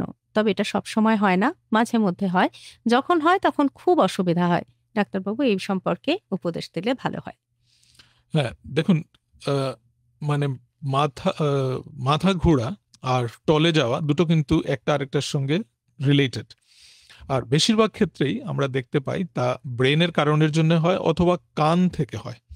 ওকে, মাথা ঘোরাটা সঙ্গে সঙ্গে ইমব্যালেন্স অথবা অ্যাটাক্সিয়া বলি আমরা, চলতে মাথা হয়ে যাচ্ছে। তার জন্য কিন্তু আপনার একজন এটার চিকিৎসা সম্ভব আর এটা থেকে পুরো সারিয়ে তোলাও সম্ভব, কিন্তু তার জন্য আমাদের কিছু ইনভেস্টিগেশনের দরকার, যেগুলো কানের রিলেটেড আর ব্রেনের রিলেটেড। তার জন্য অনেক দিন থেকে যদি এই ধরনের সাইন সিমটমস থাকে তাহলে আপনি ওটাকে ইগনোর না করে একজন ডাক্তারের পরামর্শ নিন, স্পেশালি নিউরোলজিস্টের প্রথম পরামর্শ নিন। তারপর উনি যদি ভাবেন যে ইএনটি ডাক্তারের কাছে পাঠানো উচিত, উনি নিশ্চয়ই রেফার করবেন, কানের পরীক্ষাগুলো করবেন। স্টুডিওর ঘড়িতে ইতিমধ্যেই 9:59 হয়ে 10 সেকেন্ড। যারা 100.1 FM গোল্ডের অনুষ্ঠান শুনছেন তাদের জন্য বলবো, ঠিক রাত্রি 10টায় আমরা শুনতে যাব খবর। দেশের দশের খবর থাকবে 10:10 পর্যন্ত, কিন্তু ফেসবুক লাইভে যারা আছেন তারা থাকছেন আমাদের সঙ্গে পুরো সময়টাই। আমরা আছি 100.1 FM গোল্ডের আরোগ্য অনুষ্ঠানে। আজকে আরোগ্য অনুষ্ঠানে বিশ্ব মস্তিষ্ক দিবস উপলক্ষে আমাদের বিশেষ অনুষ্ঠান, ব্রেনের বিভিন্ন সমস্যা সব সমাধান এখানে আরোগ্যতে। আর আজকে আমাদের সঙ্গে ডাক্তারবাবু রয়েছেন স্পেশালিস্ট হিসেবে, doctor Sukalyan Purkayastha, interventional neurologist. আমাদের পরের যে প্রশ্নটা ডাক্তারবাবুর কাছে রাখবো, ডাক্তারবাবু অনেকক্ষণ থেকে আমরা টেনশন বা লাইফস্টাইল সংক্রান্ত বিষয়গুলো বলছি, তো তার সঙ্গে অ্যাংজাইটি, মুড চেঞ্জ, অ্যাজিটেশন, এগুলোর সঙ্গে মস্তিষ্কের কি বিশেষ যোগাযোগ রয়েছে? মস্তিষ্কের কোনো পরিস্থিতির সঙ্গে কি বিশেষভাবে যুক্ত এটা? হ্যাঁ, মস্তিষ্কের সঙ্গে সবকিছুই মস্তিষ্কের সঙ্গেই যুক্ত, কারণ আপনি যেগুলো বলছেন মানে anxiety, stress related issues, insomnia, ঘুম কম, ভুলে যাওয়া, সবগুলোই কিন্তু একটা কন্টিনিউয়াম এর মধ্যে আছে। তো একটার সঙ্গে একটা খুবই মানে রিলেটেড। তো আর এই ধরনের যেগুলো সাইন সিমটমস আছে, আমরা তা ইয়াং জেনারেশনে আমরা খুবই আজকাল দেখতে পাচ্ছি। তো তার জন্যে কোনো কোনো সময় আমরা দেখতে পাই যে এখন পেশেন্টদেরকে নিউরোলজিস্ট প্লাস সাইকোলজিস্ট, সাইকিয়াট্রিস্টের পরামর্শ নিতে হয়, কারণ বেশিরভাগ ক্ষেত্রেই আমরা এগুলো দেখি যে এটা লাইফস্টাইল মডিফিকেশনের একটা প্রবলেম। কারণ আজকালকের সবার ক্ষেত্রে, কেবল বাচ্চাদের ক্ষেত্রে নয়, অ্যাডাল্টদের ক্ষেত্রে আমি দেখতে পাই যে অনেক আসে আমার চেম্বারে, এসে বলে যে বাবা তো অনেক রাত্র অবধি মোবাইল দেখছেন, তার জন্য উনি ঘুমোচ্ছেন না, সকালবেলা উঠতে দেরি হচ্ছে, ওনার মুড চেঞ্জ হয়ে যাচ্ছে, একটু রেগে যাচ্ছেন, অথবা যদি বেশি কিছু বলা হয় উনি ডিপ্রেসড হয়ে যাচ্ছেন। তো আমার মনে হয় যে বেশিরভাগ ক্ষেত্রে this is sort of a self created disease. আমাদের যদি পুরো আগে কিন্তু মানে এত প্রবলেমস ওগুলো ছিল না, যে সময় আমাদের কাছে মোবাইল ছিল না অথবা গ্যাজেটস যেগুলো ছিল না, আমাদের স্ক্রিন টাইম এত হতো না, বাড়িতে একটা টিভি ছিল, মানে 1-2 ঘন্টা সবাই দেখতো সবাই মিলে। তারপর সময়ে ঘুমানো, সময়ে ভোরবেলা ঘুম থেকে উঠা, প্রপার এক্সারসাইজ, আমাদের ফুডটাকে যদি আমরা ঠিকভাবে রেগুলেট করতে পারি, মানে to avoid the junk food and too much of যেগুলো বাইরের থেকে খাওয়ার দাওয়ার আসে, বাড়ির খাওয়ার দাওয়ার, মানে হেলদি একটা লাইফস্টাইল যদি আমরা মেনটেন করতে পারি উইথ প্রপার এক্সারসাইজ, তাহলে কিন্তু আমার মনে হয় বেশিরভাগ ক্ষেত্রে এই ধরনের যেগুলো ডিজিজ, যেটা আপনি এখন বললেন যে অ্যাংজাইটি, স্ট্রেস, মাথা ব্যথা, ওগুলোকে প্রিভেন্ট করা সম্ভব। আপনি খাবারের কথা বললেন, হ্যাঁ, তো একটা খুব মনে হচ্ছে যেটা ছোট্টবেলা থেকে আমরা শুনেছি, ব্রাহ্মী শাক খেলে মাথার কার্যকারিতা বৃদ্ধি পায়, এটা কতটা সত্যি? মনে রাখার ক্ষমতা বাড়ে। আমি নিজে খাইনি ব্রাহ্মী, তবে আমার এক মানে একজন ক্লাসমেট ছিল, যেহেতু আমরা গল্প করছি এখন, তো ও কিন্তু দেখতাম যে সারা বছরই স্পেশালি পরীক্ষার আগে মেডিকেল কলেজে ব্রাহ্মীর ইয়েটা খেত। And he was very intelligent, আর মানে খুব ভালো মনে রাখতে পারতো। তো অবভিয়াসলি আমাদের আয়ুর্বেদা ক্ষেত্রে মানে অনেক কিছুই আছে যেগুলো আমাদের আনএক্সপ্লোর্ড আছে এখনো। আমরা বেশিরভাগ ক্ষেত্রেই অ্যালোপ্যাথিক মেডিসিনের উপর খুব বেশি ভরসা করি, কিন্তু আয়ুর্বেদাটা হচ্ছে গিয়ে আমাদের একটা মানে অনেক দিনকার, যেটা ভারতবর্ষের একটা বিশিষ্ট একটা সম্পদ। তাতে বিভিন্ন জিনিস আছে যেগুলো নিয়ে হয়তো খুব বেশি অ্যালোপ্যাথিকের মতো রিসার্চ অতটা নেই, অথবা ম্যানুস্ক্রিপ্ট অতটা নেই, গুগলে খুঁজলে এত ভালো কোনো স্টাডিজ আসে না। কিন্তু অবভিয়াসলি মানে অনেক ক্ষেত্রেই আমরা দেখতে পাই যে আয়ুর্বেদিক মেডিসিন খুব ভালো কাজ করে। আর ব্রাহ্মীর কথা আপনি বললেন, এটা একটা প্রুভড মানে আয়ুর্বেদিক মেডিসিন, যাতে স্মরণ শক্তিটাকে বাড়ানোর জন্যে খুবই ভালো কাজ করে। এবং এটা তো আমার জানা মতো ইয়েতে কি বলে বাচ্চাদের জন্য, অথবা যারা পড়াশোনা করছেন, কলেজ যাচ্ছেন, স্কুলে যাচ্ছেন, ওদের জন্য খুব। আচ্ছা, মস্তিষ্কের কার্যক্ষমতা বাড়ানোর জন্য মেডিটেশন কি খুব ইম্পর্টেন্ট, বা এটা কি সত্যি কাজ করে? Absolutely, absolutely. দেখুন, আমাদের ওইদিন আমরা স্বামী বিবেকানন্দকে নিয়ে কথা বলছিলাম যে উনি একটা বই পড়তে ওনার মাত্র 1 ঘন্টা সময় লাগতো, অথবা আধা ঘন্টা সময় লাগতো। আর আমরা একটা বই 1 মাসও পড়ে শেষ করতে পারি না, অথবা যদি পড়ি তাহলে ওটা মনে থাকে না। তো মেইন মানে ডিফারেন্সটা কোথায়? ডিফারেন্সটা হচ্ছে গিয়ে আমাদের the power of mind and the power of concentration. তো আমাদের ব্রেনটাকে, অথবা আমাদের যে কনসেন্ট্রেশন পাওয়ারটাকে আমরা যদি একটা জায়গায় নিয়ে আসতে পারি, তার তখন মানে we can see the wonders, মানে আমাদের ব্রেনটা কতটুকু কাজ করতে পারে আর কোন জায়গায় গিয়ে পৌঁছতে পারে। আর আমাদের ব্রেনটা যদি বিভিন্ন জিনিস নিয়ে ক্লাটার থাকে, তাহলে আমাদের ব্রেনটা মানে কি আজ এখন একটা এই জিনিস ভাবছে, তারপরক্ষণই আরেকটা জিনিস ভাবছে, তারপরক্ষণই আরেকটা জিনিস। মাল্টিটাস্কিং আমাদের brain. I'll not say multitasking, the brain is not concentrating. Multitasking হলে কি হয়, আপনি 2-3টা জিনিস একসঙ্গে করছেন, তার 2-3টা জিনিসেই আপনাকে খুব বেশি কনসেন্ট্রেট করতে হবে, তখনই আপনার multitasking will be fruitful. Otherwise you will do multitasking. But হ্যাঁ, আমাদের মহিলারা আমরা অনেক সময় এরকম করে থাকি, মানে ধরুন মোবাইলে কথা বলছি, রান্না করছি। অ্যাবসলিউটলি। মাল্টিটাস্কিং তো হ্যাঁ, আজকালকার দিনে সবাইকেই মাল্টিটাস্কিং করতে হয়, কারণ সবাই খুব বেশি বিজি। আর কিন্তু ব্রেনটাকে আমরা যদি মাল্টিটাস্কিং এ, আমার মনে হয় যদি মানে research has also prove that, যদি ওইভাবে নিয়ে যাই ব্রেনটাকে, কারণ ব্রেনটা অথবা আমাদের শরীরটাও মানে কি বললাম, মানুষ অভ্যাসের দাস। মানে আমরা জিনিসটাকে যত বেশি জিনিসটাকে কাজে লাগাবো, তত বেশি জিনিসটা কাজ করবে। তার জন্যে কেউ যদি চিন্তাই করে না, ওর চিন্তা শক্তি আস্তে আস্তে কমে যাবে। কেউ যদি ভালোভাবে বেশি চিন্তা করতে চায়, মানে ভালো চিন্তা করতে চায়, তাহলে ও ভালো চিন্তা করবে। কিন্তু তার জন্য ব্রেনটাকে আমাদেরকে সাপোর্ট করতে হবে। কিভাবে আমরা সাপোর্ট করব? By doing exercise, by doing eating proper food, green leafy vegetables, vitamins related, মানে খুব বাজে জিনিস যেগুলো মানে ফাস্ট ফুড, এন্ড ওইগুলো অ্যাভয়েড করা। এবং যে প্রধান কারণটা যেটাকে আপনি আমাকে জিজ্ঞেস করলেন, দ্যাট ইজ কল্ড মেডিটেশন। তো meditation has got a tremendous power, and that is also being proved not only in India, আমাদের বিদেশেও তা নিয়ে এখন অনেক রিসার্চ হচ্ছে। বেসিক্যালি আমরা যে ব্রেনটাকে একটা রেস্টিং কন্ডিশনে নিয়ে যাচ্ছি, যে সময় আমরা নিজের থেকে কিছু ভাবছি না। আমাদের ব্রেনটা তো সবসময় কাজ করছে, ব্রেনের মধ্যে যেগুলো হরমোনস রিলেটেড আছে অথবা chemicals, they are working always. তার জন্য একটা চিন্তা থেকে আমাদের we are going to another thought, and trail of thoughts একটা চলতে থাকে। তার জন্য ব্রেনটাকে মানে আমরা মানে রেস্ট দিতে পারছি না। So the meditation is one such process, যেটা আমাদেরকে ব্রেনটাকে রেস্টিং একটা স্টেটে নিয়ে যাচ্ছে। আমরা নিজে থেকে কিছু ভাবছি না, we are just observing the thought which is coming and going from our mind, and that gives a tremendous kind of rest to the brain. তখন কি হয়, আমরা যারা দেখি, যারা মুনি ঋষিরা অথবা যোগী পুরুষরা আছেন, তাদের 4 ঘন্টা ঘুমিয়ে পুরো 24 ঘন্টা ওনারা কাজ করতে পারেন, 20 ঘন্টা কাজ করতে পারেন। কিভাবে করেন? কারণ ব্রেনটাকে ওনারা রেস্ট দিয়ে দেন আধা ঘন্টা অথবা 1 ঘন্টা মেডিটেশন, যার ইফেক্ট ধরুন 4 ঘন্টা 5 ঘন্টা ঘুমের সমান। তার জন্য মেডিটেশন ইজ ভেরি ইম্পর্টেন্ট। সবাইকে মানে মেডিটেশন ইয়ে করা উচিত, যোগা অ্যান্ড মেডিটেশন। আপনি একটু আগে বলেছেন যে চিন্তা করতে চাইলে চিন্তা করা যাবে। এই প্রসঙ্গে যেটা খুব বেশি উল্লেখযোগ্য যে রিসেন্ট টাইমে বলা হচ্ছে বাচ্চাদের বা পড়ুয়াদের বা ইন অল রেসপেক্ট সমস্ত মানুষের ক্ষেত্রে ক্রিটিক্যাল থিঙ্কিং কমছে, এবং তার অন্যতম কারণ হিসেবে নির্দেশ করা হচ্ছে অতিরিক্ত অ্যাপ ডিপেন্ডেন্ট হয়ে যাওয়া। তো এই ব্যাপারে আপনি আমাদের লিসনারদের কিভাবে সতর্ক করবেন এবং কিভাবে বলবেন যে তারা ধরুন মডার্ন লাইফে চলতে গেলে আমাকে ওই সমস্ত অ্যাপসের উপর ডিপেন্ডেন্সি থাকবেই, তো এই ব্যালেন্সিংটা কিভাবে হবে? একদমই, দেখুন কোনোটাই কিন্তু খারাপ নয়।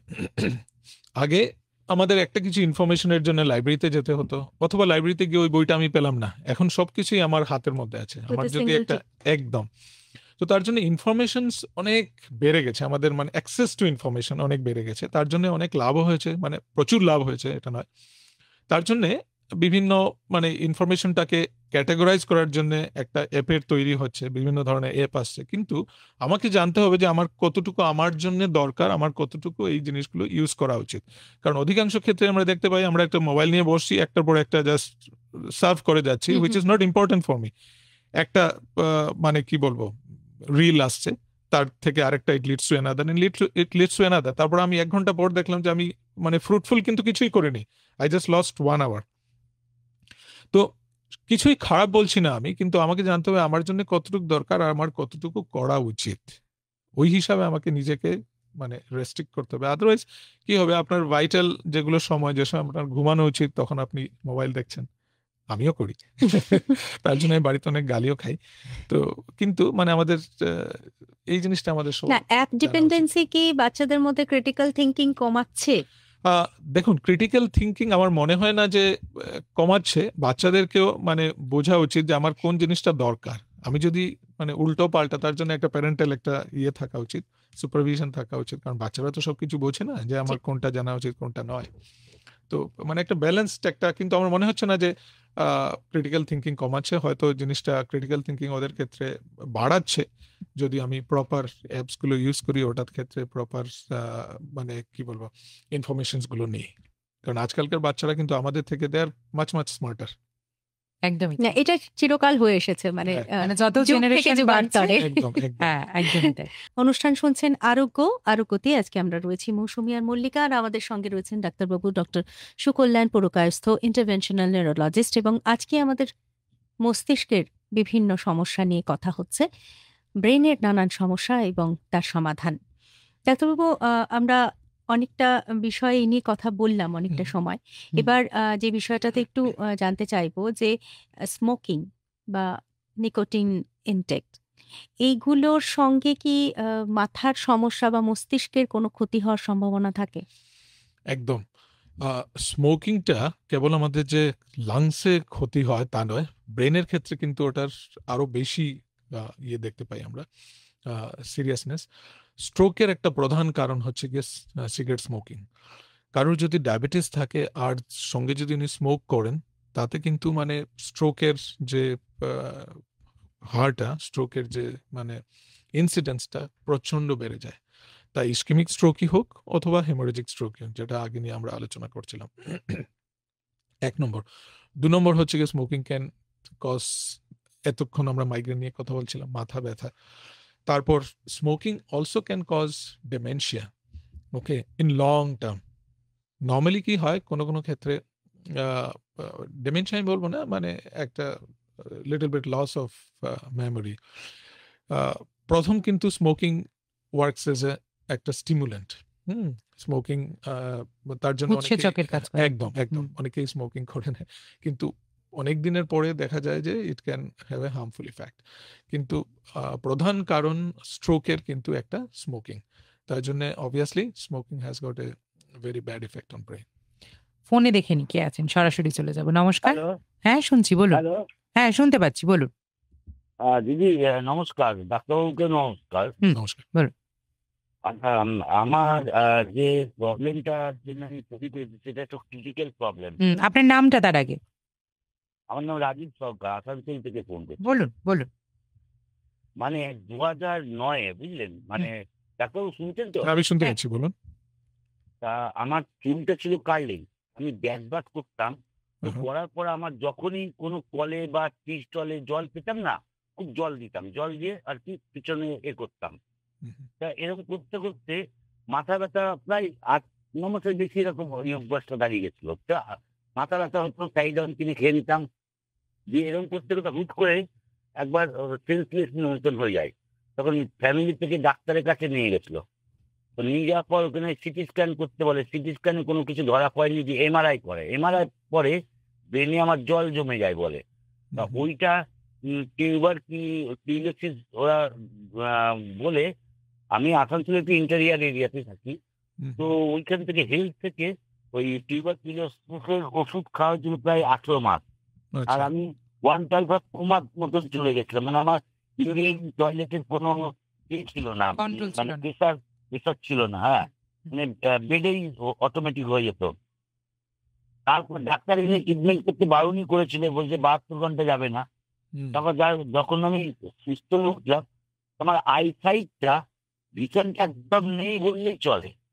এখন আমি 90% ব্লাইন্ড করতে গেলে। তা এইটা কি ওই ব্রেনে যে জলটা জমেছিল ওইটা কি মানে আমার ট্রিটমেন্টটা কি সঠিক হয়েছে, এইটাই আমার জানার ইচ্ছে। আর এই যে ভিশনটা আমার চলে গেছে, এটা কি আর ইন ফিউচার কখনো রিটার্ন আসতে পারে? কিছু দিশাতেও দেখিয়েছিলাম, সেখানে বলছে অ্যাট্রফি হয়ে গেছে, মানে সেকেন্ড যে নাকটা অ্যাট্রফি হয়ে গেছে। আপনার বয়সটা একবার বলুন। 49+। আচ্ছা, ওকে। তো আপনার যে মানে হিস্ট্রিটা যা আমি বুঝলাম, তাতে যে কন্ডিশনটা ছিল ওটাকে আমরা বলি ব্রেইনের মেনিনজাইটিস, টিউবারকুলার মেনিনজাইটিস। তো টিউবারকুলার তো টিউবারকুলার মেনিনজাইটিস কোনো কোনো ক্ষেত্রে আমরা দেখতে পাই যে লাংসে টিবি না থাকলেও অথবা অন্যান্য জায়গায় টিবি না থাকলেও ডাইরেক্টলি টিউবারকুলার মেনিনজাইটিস হওয়ার সম্ভাবনা থাকে। তাতে কি হয়, ছিল কিন্তু আমার আগের থেকে বলে আসছি। হ্যাঁ, না ধরুন আপনি মাথায় যে জল দিতেন অথবা ড্রিঙ্কিং বলছেন, তার এটার সঙ্গে কিন্তু ওটা ডাইরেক্টলি কোনো সম্পর্ক নেই। তো মাথার ভেতরে যে টিউবারকুলার বেসিলাই যেগুলো ইনফেকশন হয়, তাতে দু ধরনের হয়। একটা টিউবারকুলোমা হতে পারে, একটা ছোট্ট একটা টিউবারকুলোসিসের ইনফেকশন, অথবা মেনিনজেস যেগুলো মানে ব্রেইনের একটা কাভারিং আছে যে টিস্যুটা, ওটাতে যদি ইনফেকশন হয় তাহলে ওটাকে আমরা বলি টিউবারকুলার মেনিনজাইটিস। তাতে কি হয়, আমাদের মাথার ভিতরে একটা জল থাকে যেটাকে সেরিব্রোস্পাইনাল ফ্লুইড বলা হয়, সিএসএফ। প্রত্যেকের মাথার সেন্টারে একটা জল থাকে আর চারপাশেও জল থাকে। তো ওই জলটা তখন ইনফেক্টেড হয়ে যায়। তখন এই জলটা ফর্মেশন হয়, কিন্তু ওটা ঠিকভাবে অ্যাবজর্পশনটা হয় না, ওকে, অথবা বেরোয় যেতে পারে না। তখন ওয়াটারটা অ্যাকুমুলেশন হয়, যেটাকে আমরা বলি হাইড্রোক্যাফালাস। টিউবারকুলার মেনিনজাইটিসের এটা একটা মানে সেকেন্ডারি ইফেক্ট। তো যে সময় হাইড্রোক্যাফালাস হয়, তখন ওটাকে আমরা বলি সাধারণ ভাষায় যে মাথায় জল জমে গেছে।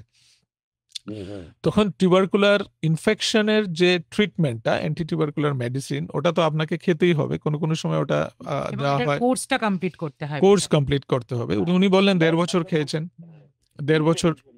তুমি একটা কথা বলতে চাই, হ্যাঁ, আমি যে ব্রেনে মাথায় যে চুলটাকে সোজা করার জন্য সবসময় জল দিতাম, খুব মোটা করে লাগিয়ে জল দিতাম। না, ওটার সঙ্গে কোনো সম্পর্ক নেই। কালের ভিতরে কিন্তু আমার কথা নেই। না, একদমই নয়। তার জন্য আমি প্রথমেই আপনাকে বললাম যে আপনি যে জল দিতেন ওটার সঙ্গে ওটার কোনো সম্পর্কই নেই। তো জলটাকে তখন কিন্তু যদি খুব বেশি জল জমে যায়, তখন ওটাকে কিন্তু ডাইভার্ট করতে হয়, মানে একটা শান্ট দিয়ে অথবা অন্যান্য আরো আছে। তা যদি না হয়, আমরা যদি মাথার ভিতরে জলটাকে যদি ডাইভার্ট করতে না পারি, তখন মাথার ভিতরে প্রেশারটা বেড়ে যায়, আর প্রেশারটা গিয়ে আমাদের চোখের মধ্যে পড়ে। তখন চোখের ভেতরেও একটু জল জমে, যেটাকে আমরা পেপিলিডিমা বলি, অ্যান্ড দ্যাট লিডস টু মানে অপটিক অ্যাট্রফি। আর অপটিক অ্যাট্রফিটা যদি পুরো মানে একটা সেট হয়ে যায়, তাহলে কিন্তু ভিশনটা ফিরে আসার সম্ভাবনা একদমই নেই। তার জন্য যেটা মানে এটা যাতে না হয়, তার জন্য আগে থেকে ওটাকে প্রিভেনশন খুব জরুরি। আর একবার যদি হয়ে যায় আর বেশ কিছুটা দিন চলে যায়, তার থেকে কিন্তু কোনো ঔষধ দিয়ে ওটাকে আবার ঘুরিয়ে আনা সম্ভব হয় না। বেশ, চলে আসি আমাদের ফেসবুক পেজের পরের প্রশ্নে। শুভাশিস সেন লিখছেন, গত কয়েকদিন মাথা ব্যথা হচ্ছে, সকালে ঘুম থেকে উঠে কোনো ব্যথা থাকে না, দুপুরের পর থেকে ব্যথা অল্প অল্প করে শুরু হয়, গরম সেক দিলে আরাম লাগে, চোখ দেখিয়েছি, চশমা নতুন নিতে হয়েছে, দুপুরে ঘুমোলে আবার কমে যাচ্ছে, বিপিটা বহুদিন ধরেই একই আছে 140/80, আমার বয়স 67। 67-তে 140/80 বিপি ইজ কোয়াইট নর্মাল, তার জন্য কোনো অসুবিধা নেই। কিন্তু 67-তে যদি মাথা ব্যথা মানে নতুন করে এই ধরনের একটা মাথা ব্যথা হয়, তা ক্ষেত্রে কিন্তু আমাদেরকে একটু দেখিয়ে নেওয়া উচিত, ডাক্তারদেরকে ডাক্তারবাবুকে দেখিয়ে নেওয়া উচিত, স্পেশালি নিউরোলজিস্ট, যে হঠাৎ recent onset headache, that means তার জন্য। কারণ আমরা এতক্ষণ মাইগ্রেন নিয়ে কথা বলছিলাম, মাইগ্রেন কিন্তু হঠাৎ 67 বছর বয়সে নতুন করে হঠাৎ মাইগ্রেন আসার চান্সেসটা একটু কম হতে পারে, কিন্তু আমাদেরকে দেখতে ওনার ক্ষেত্রে সাইনোসাইটিস আছে কিনা, অথবা যদি খুব বেশি এই ধরনের হয়, কারণ ঘুমালে মাথা ব্যথা কমে যাচ্ছে তারপরে আবার হচ্ছে, চোখ থেকে অবভিয়াসলি হওয়া সম্ভব, অথবা যদি উনি খুব বেশি কোনো কারণে স্ট্রেস হচ্ছে, স্ট্রেস রিলেটেড হওয়া সম্ভব। আর এইগুলো যদি আমরা এক্সক্লুড করে দিই, তখন কিন্তু আমাদের একটা স্ক্যান করে দেখে নিতে হবে, যেহেতু 67, যে মাথার ভিতরে কোনো অন্য ধরনের কোনো প্রবলেমস আছে কিনা। আজকের আছেন ডক্টর সুকল্যাণ পুরকায়স্থ। আমরা ব্রেনের বিভিন্ন ধরনের সমস্যা নিয়ে কথা বলছি। 9903059992 এই নাম্বারে যেমন আপনারা আমাদেরকে হোয়াটসঅ্যাপ করছেন, ঠিক তেমনভাবেই আপনারা আরও যেগুলো করছেন সেগুলো হচ্ছে ফেসবুক লাইভে আসছেন। আমাদের 100.1 FM গোল্ডের যে অফিসিয়াল পেজ রয়েছে এবং আকাশবাণী কলকাতার যে অফিসিয়াল পেজ রয়েছে, এই পেজগুলো থেকে একদম সরাসরি লাইভ প্রোগ্রামে আপনারা আসতে পারেন। সেখানে কমেন্ট সেকশনে কমেন্ট করে আপনাদের যদি কোনো রকম সমস্যা থাকে মস্তিষ্ক রিলেটেড বা ব্রেনের, যাই বলুন না কেন, আপনি আসতে পারেন, প্রশ্ন করতে পারেন আমাদের ডাক্তারবাবুকে। আর এছাড়া 22488085 এই নাম্বারে কিন্তু আপনারা আমাদেরকে সরাসরি ফোন করেও কথা বলতে পারেন ডক্টর সুকল্যাণ পুরকায়স্থের সাথে।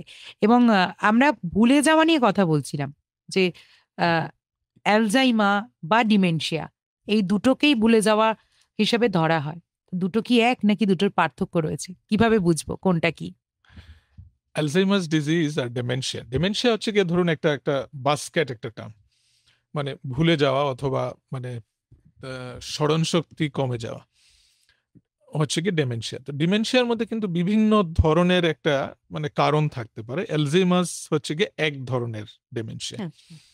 তো ডিমেনশিয়া ইউজুয়ালি মানে আমরা দেখতে পাই ধরুন একটু বয়স্কদের ক্ষেত্রে অথবা মধ্যবয়স্ক অথবা প্রাপ্তবয়স্ক লোকেদের ক্ষেত্রে, যে উনি রিসেন্ট জিনিসগুলো ভুলে যাচ্ছেন। বেশিরভাগ ক্ষেত্রে ওনারা আসেন যে আমি মানে এখন আমি কি খেলাম সকালবেলা, অথবা চাবিটা কোথায় রেখেছি মনে পড়ছে না, হুইচ ইজ ভেরি কমন। ভুলে যাওয়াটা কিন্তু যে আমার মনে মানে বলা উচিত যে সবসময় যে অ্যালজাইমার্স অথবা আরো অন্যান্য ধরনের যেগুলো ডিমেনশিয়া আছে তার মানে একটা কারণ তাও নয়। এক্সেসিভ স্ট্রেস, তার জন্যও কিন্তু আমরা অনেক কিছু ভুলে যাই। হ্যাঁ, তো প্রিভেন্টেবল যেগুলো আছে ওগুলো জিনিস আমাদের জানা উচিত অথবা প্রিভেন্ট করা উচিত। অ্যালজাইমার্স ডিজিজটা হচ্ছে কি একটা ডিজেনারেটিভ, ব্রেনের একটা ডিজেনারেটিভ একটা কন্ডিশন, যাতে আমাদের ব্রেইনের টেম্পোরাল লোবসগুলো এফেক্টেড হয়। টেম্পোরাল লোবসগুলো হচ্ছে মানে কানের ভেতর দিকটায় যে ব্রেইনের অংশটুকু থাকে, তো ওগুলোতে আমরা দেখি যে সেলসগুলো মানে খারাপ হয়ে যায়, সেলসগুলো এফেক্টেড হয়, হয়ে ডিজেনারেশন হয়, হয়ে সেলসগুলো শুকিয়ে যায়, আর টেম্পোরাল লোবের ভলিউমসগুলো কমে যায়। আমরা এমআরআই অথবা সিটি স্ক্যান করলে দেখতে পাই। তার থেকে যে ধরনের মানে হয় মানে প্রবলেমটা হয়, ওটাকে আমরা বলি অ্যালজাইমার্স ডিজিজ। আর ধরুন কারোর ক্ষেত্রে ব্রেনের সামনের অংশটুকু যেগুলো আমাকে বলি ফ্রন্টাল লোবটাকে এফেক্টেড হয়, অথবা টেম্পোরাল লোব এফেক্টেড হয়, ওটাকে আমরা ফ্রন্টোটেম্পোরাল ডিমেনশিয়া বলি, অথবা কেবল frontal variety of frontotemporal dementia বলি। তো বিভিন্ন কারণ আছে মানে ডিমেনশিয়ার, একটা হচ্ছে কি অ্যালজাইমার্স ডিজিজ। তো তার ক্ষেত্রে দেখুন যে আজকের দিনে দাঁড়িয়ে যে মেডিকেল সায়েন্সে যে খুব ভালো এটার একটা ট্রিটমেন্ট আছে তা কিন্তু নয়। কিন্তু কিছুদিন আগেও যেগুলো অনেকগুলো ছিল না, নতুন নতুন রিসার্চের মলিকিউলস আসছে যেগুলো হয়তো ভবিষ্যতে খুব ভালো কাজ করবে।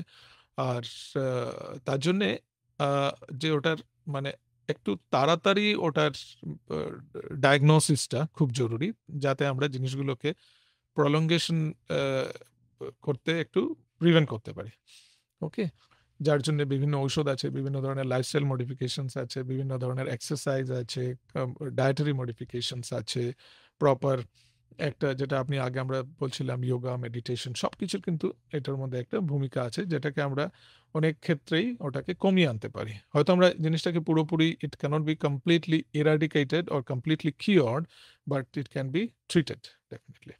আমরা বেশ কিছু সময় দেখি বিভিন্ন আমাদের যে ফেসবুক রয়েছে বা বিভিন্ন সোশ্যাল মিডিয়ার যে সাইটগুলো রয়েছে, যে ব্রেনের এক্সারসাইজ, মানে আপনি তো বলছিলেন যে যোগা করতে বা বিভিন্ন যে শারীরিক কসরত সেগুলো করতে, একটা দৈনন্দিন রুটিনের মধ্যে রাখতে, ব্রেনের এক্সারসাইজ বিভিন্ন ধরনের আমরা রিলসে হয়তো এখন দেখতে পাই, কোনো অ্যাপ বলা হয় যে বাচ্চাদের এই অ্যাপের মাধ্যমে যদি এই গেমগুলো খেলানো হয় তো ব্রেনের একটা এক্সারসাইজ হয়, বা হাতের বিভিন্ন ধরনের দেখা যায় যে একটা মুভমেন্ট মানে অ্যাট এ টাইম সেইটাকে একদম মাথায় নিয়ে করতে, তাতে নাকি ব্রেনের খুব ভালো কার্যকারিতা বাড়ে, কাজ করছে এই সময়, রাইট কাজ করছে। তো সেটা কি সত্যি প্রযোজ্য, মানে সত্যি কি সেটা হয়? অবভিয়াসলি, মানে আমরা যদি ব্রেনটাকে কোনো একটা মানে idle brains is devil's workshop, you know, so ব্রেনটাকে অবভিয়াসলি ভগবান আমাদেরকে ব্রেন দিয়েছেন ভাবার জন্য, চিন্তা করার জন্য, জিনিসটাকে কাজে লাগানোর জন্য। তো ওটাকে আমরা কিভাবে কাজে লাগাচ্ছি, so that is very important. So ধরুন আমরা একটা সুডুকু খেলছি, তার জন্য আমাদের ব্রেনটাকে পজিটিভ দিকে ভাবাচ্ছে, তার জন্য ধরুন আমরা একটা ওয়ার্ড খুঁজে পাচ্ছি না, I will go and search for that word. অথবা আমরা চেস খেলছি, তখন কি হয়, কনসেন্ট্রেশন পাওয়ারটা ডেফিনেটলি খুব বেশি বাড়ে। ওকে, জিনিসটা একটু ইন্টারেস্টিং হতে হবে। ধরুন আমরা একটা মুভি দেখছি, why we are so much engrossed in that movie, because we like it, so we are concentrating, আমরা খুব বেশি ওটার দিকে ভাবছি। তার জন্যে ব্রেইনের এক্সারসাইজ, ধরুন আমি বলবো বই পড়া, যে জিনিসটা আমরা প্রায় ভুলেই যাচ্ছি, তাই না? বই পড়লে কি হয়, বই শুনছি এখন, রাদার ই বুক শুনছি আমরা বেশি। যাই হোক, শোনাটাও কিন্তু ভালোই, খারাপ নয়। তো তখন আমরা কি হয়, ধরুন আমরা একটা সিনেমা দেখছি, সিনেমাতে আমরা we are just a passive kind of an observer, হ্যাঁ না? আমরা পুরো জিনিসটার ভিতরে জিনিসটা ঢুকে যাচ্ছি, জিনিসটা দেখছি, আমরা নিজের থেকে কিন্তু ইমাজিনেশনটা কিন্তু খুব কম হচ্ছে। কিন্তু বই পড়াতে আপনার ইমাজিনেশনটা হচ্ছে, you are creating a scene in and around, তাই না?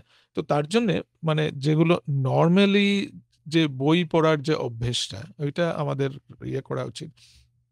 2 নম্বর হচ্ছে গিয়ে যে ব্রেইনের এক্সারসাইজ বললেন, একটু যাদের একটু বয়স হয়ে গেছে, ছোট বাচ্চারা ওরা তো পড়াশোনাই করছে, দেয়ার ব্রেইন ইজ অলওয়েজ অ্যাক্টিভ। ধরুন আমাদের ক্ষেত্রে আমরা যদি কোনো একটা নতুন হবি, কোনো একটা কিছু আমরা নিই, ধরুন কেউ গানই শিখছে, অথবা কোনো একটা ইনস্ট্রুমেন্ট শিখছে, অথবা কোনো একটা নতুন ল্যাঙ্গুয়েজ একটা শিখছে, যতটা আমরা ব্রেইনটাকে মানে পজিটিভ দিকে ওটাকে কাজে লাগাতে পারি, with obviously you'll have to love that.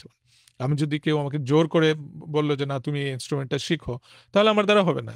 আপনাকে ভাবতে হবে যে কোন জিনিসটা আপনার ভালো লাগে, ওই দিকে যদি আপনার ব্রেইনটাকে কিছু সময়ের জন্য ইউ ক্যান মানে সময় দিতে পারেন আর জিনিসটাকে ঠিক তাহলে আমরা that will B a proper brain exercise. একটা ফোন কল রয়েছে লিসনারদের, শুনে নি। নমস্কার। হ্যাঁ নমস্কার দিদি, সরি আমি সেকেন্ড টাইম ফোন করলাম। আর আমি রাজীব সরকার বলছি আসানসোল থেকে। আচ্ছা ডাক্তারবাবুকে আমার একটাই কথা জিজ্ঞেস করা, আমার ট্রিটমেন্টটা কি একদম পারফেক্ট হয়েছে? দেখুন আপনার ট্রিটমেন্টটা পারফেক্ট তো একজন হেলথের ডাক্তার, ও কিন্তু একজন প্রফেশনাল ডাক্তার ছিল না, একজন হেলথের ডাক্তার আমাকে ওই টিবির ওষুধটা, দর্দের ওষুধটা 18 মাস মানে খেতে বলেছিল।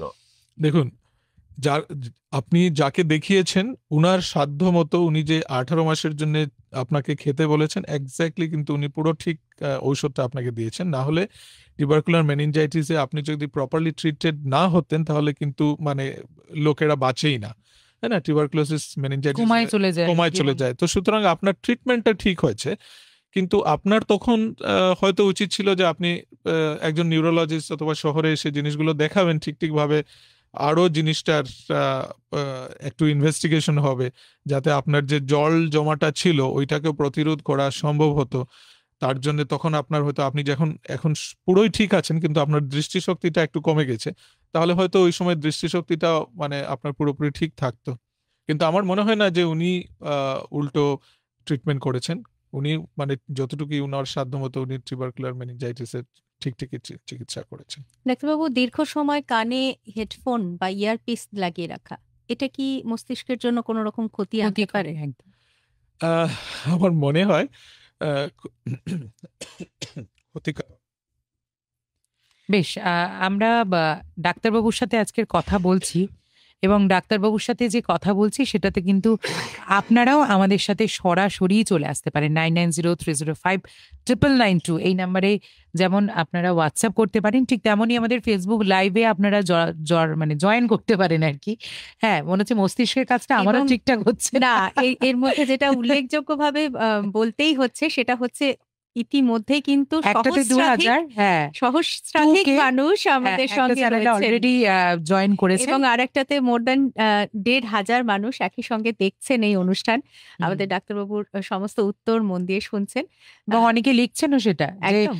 উত্তর পেয়ে যাচ্ছি, প্রশ্ন করছি না কিন্তু আমরা শুনছি, তাই উত্তরটা আমরা পেয়ে যাচ্ছি। তো হ্যাঁ, যে প্রশ্নে ছিলাম, জিজ্ঞেস করছিলেন, হ্যাঁ, কানের ব্যাপারটা, হেডফোনের ব্যাপার। হেডফোনের ব্যাপারটা। হেডফোন দেখুন, হেডফোন খুব বেশি তো মানে ইউজ করা, অনেক সময় ইউজ করাটা খুবই খারাপ।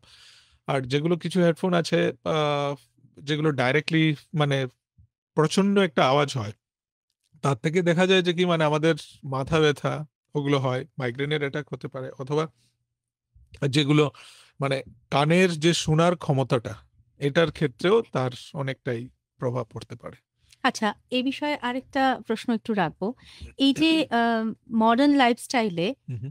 ওয়ার্কিং আওয়ার হ্যাঁ।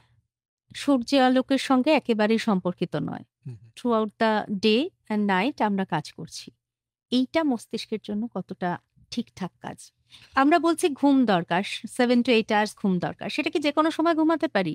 সেটা কি বিভিন্ন স্লটে ভাগ করে ঘুমাতে পারি? নাকি at a stretch 7 to 8 hours আমার ঘুম দরকার? মানে ব্রেনের জন্য কোনটা ভালো আর কি? ব্রেইনের জন্য দেখুন, আমি মানে এখন তো সবার ক্ষেত্রেই কাজের একটা ইয়ে আছে, স্ট্রেস আছে, কিন্তু আপনি যদি ভাবছেন যে আমার মানে সকাল থেকে বিকেল 8 ঘন্টা অথবা 10 ঘন্টা ও তার থেকে বেশি কাজটাকে আপনি যদি এনজয় করেন কাজটাকে, তাহলে কিন্তু ইট উইল নট মানে create any stress on you. কিন্তু আপনি যদি কাজটাকে এনজয় না করে খুব বেশি একটা মানে ইয়ের উপর দিয়ে কাজটা করতে হয়, তাহলে কম্পালশন যদি হয়, তাহলে মানে ওটা আপনার উপর একটা স্ট্রেস একটা ক্রিয়েট করবে, আর ওটা থেকে ব্রেইনের একটু প্রবলেম হওয়ার চান্সেস থাকবে। তার মানে ওয়ার্কিং আওয়ার যদি আমার 20 আওয়ার্সও হয়, that will not matter. That should not matter, কিন্তু মানে অবভিয়াসলি এটা মেন্টাল স্ট্রেস না হলে এটা একটা ফিজিক্যাল স্ট্রেস হবে, ফিজিক্যাল স্ট্রেস হবে, আর দ্যাট ফিজিক্যাল স্ট্রেসটা একটা মেন্টাল স্ট্রেসের জন্য একটা মানে পরিণত হবে, অ্যান্ড আলটিমেটলি ব্রেইনের উপর এটা একটা চাপ সৃষ্টি করবে।